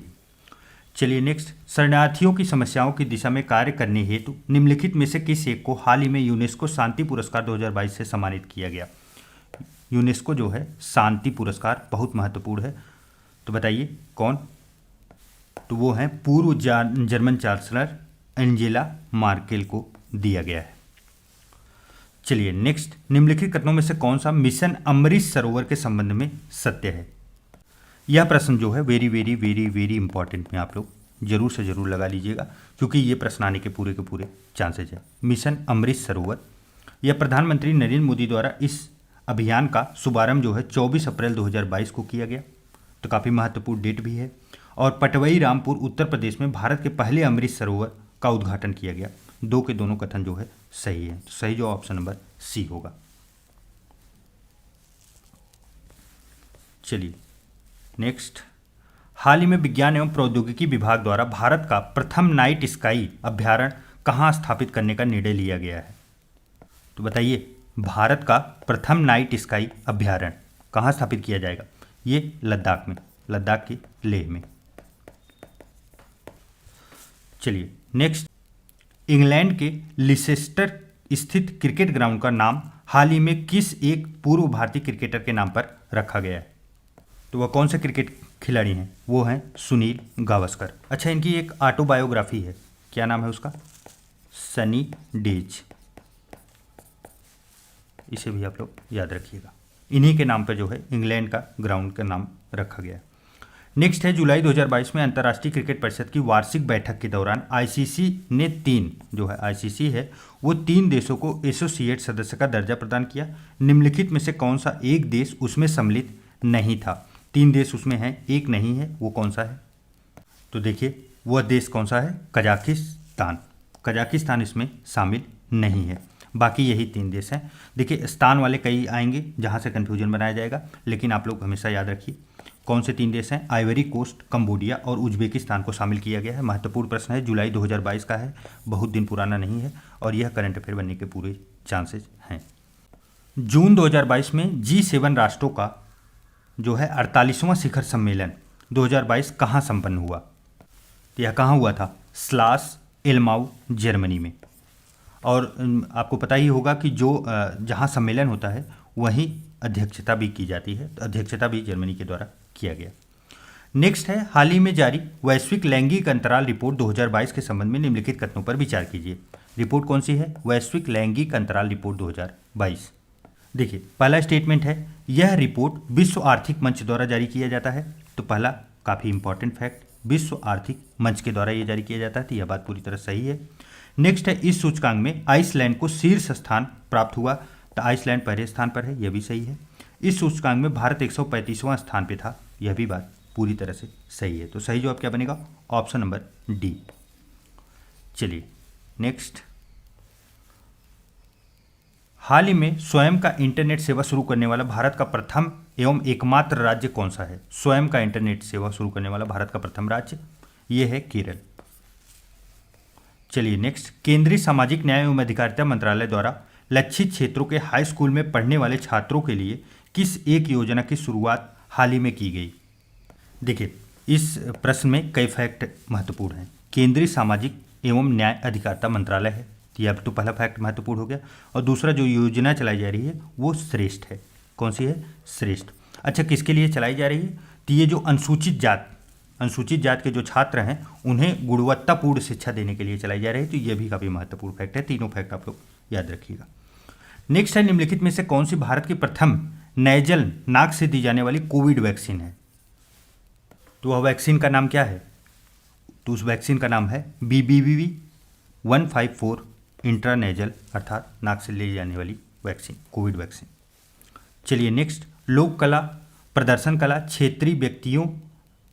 क्षेत्रीय व्यंजनों और वीरता पुरस्कार विजेताओं को बढ़ावा देने के उद्देश्य से किस राज्य सरकार द्वारा सामुदायिक रेडियो चैनल रेडियो जय घोष का शुभारंभ किया गया?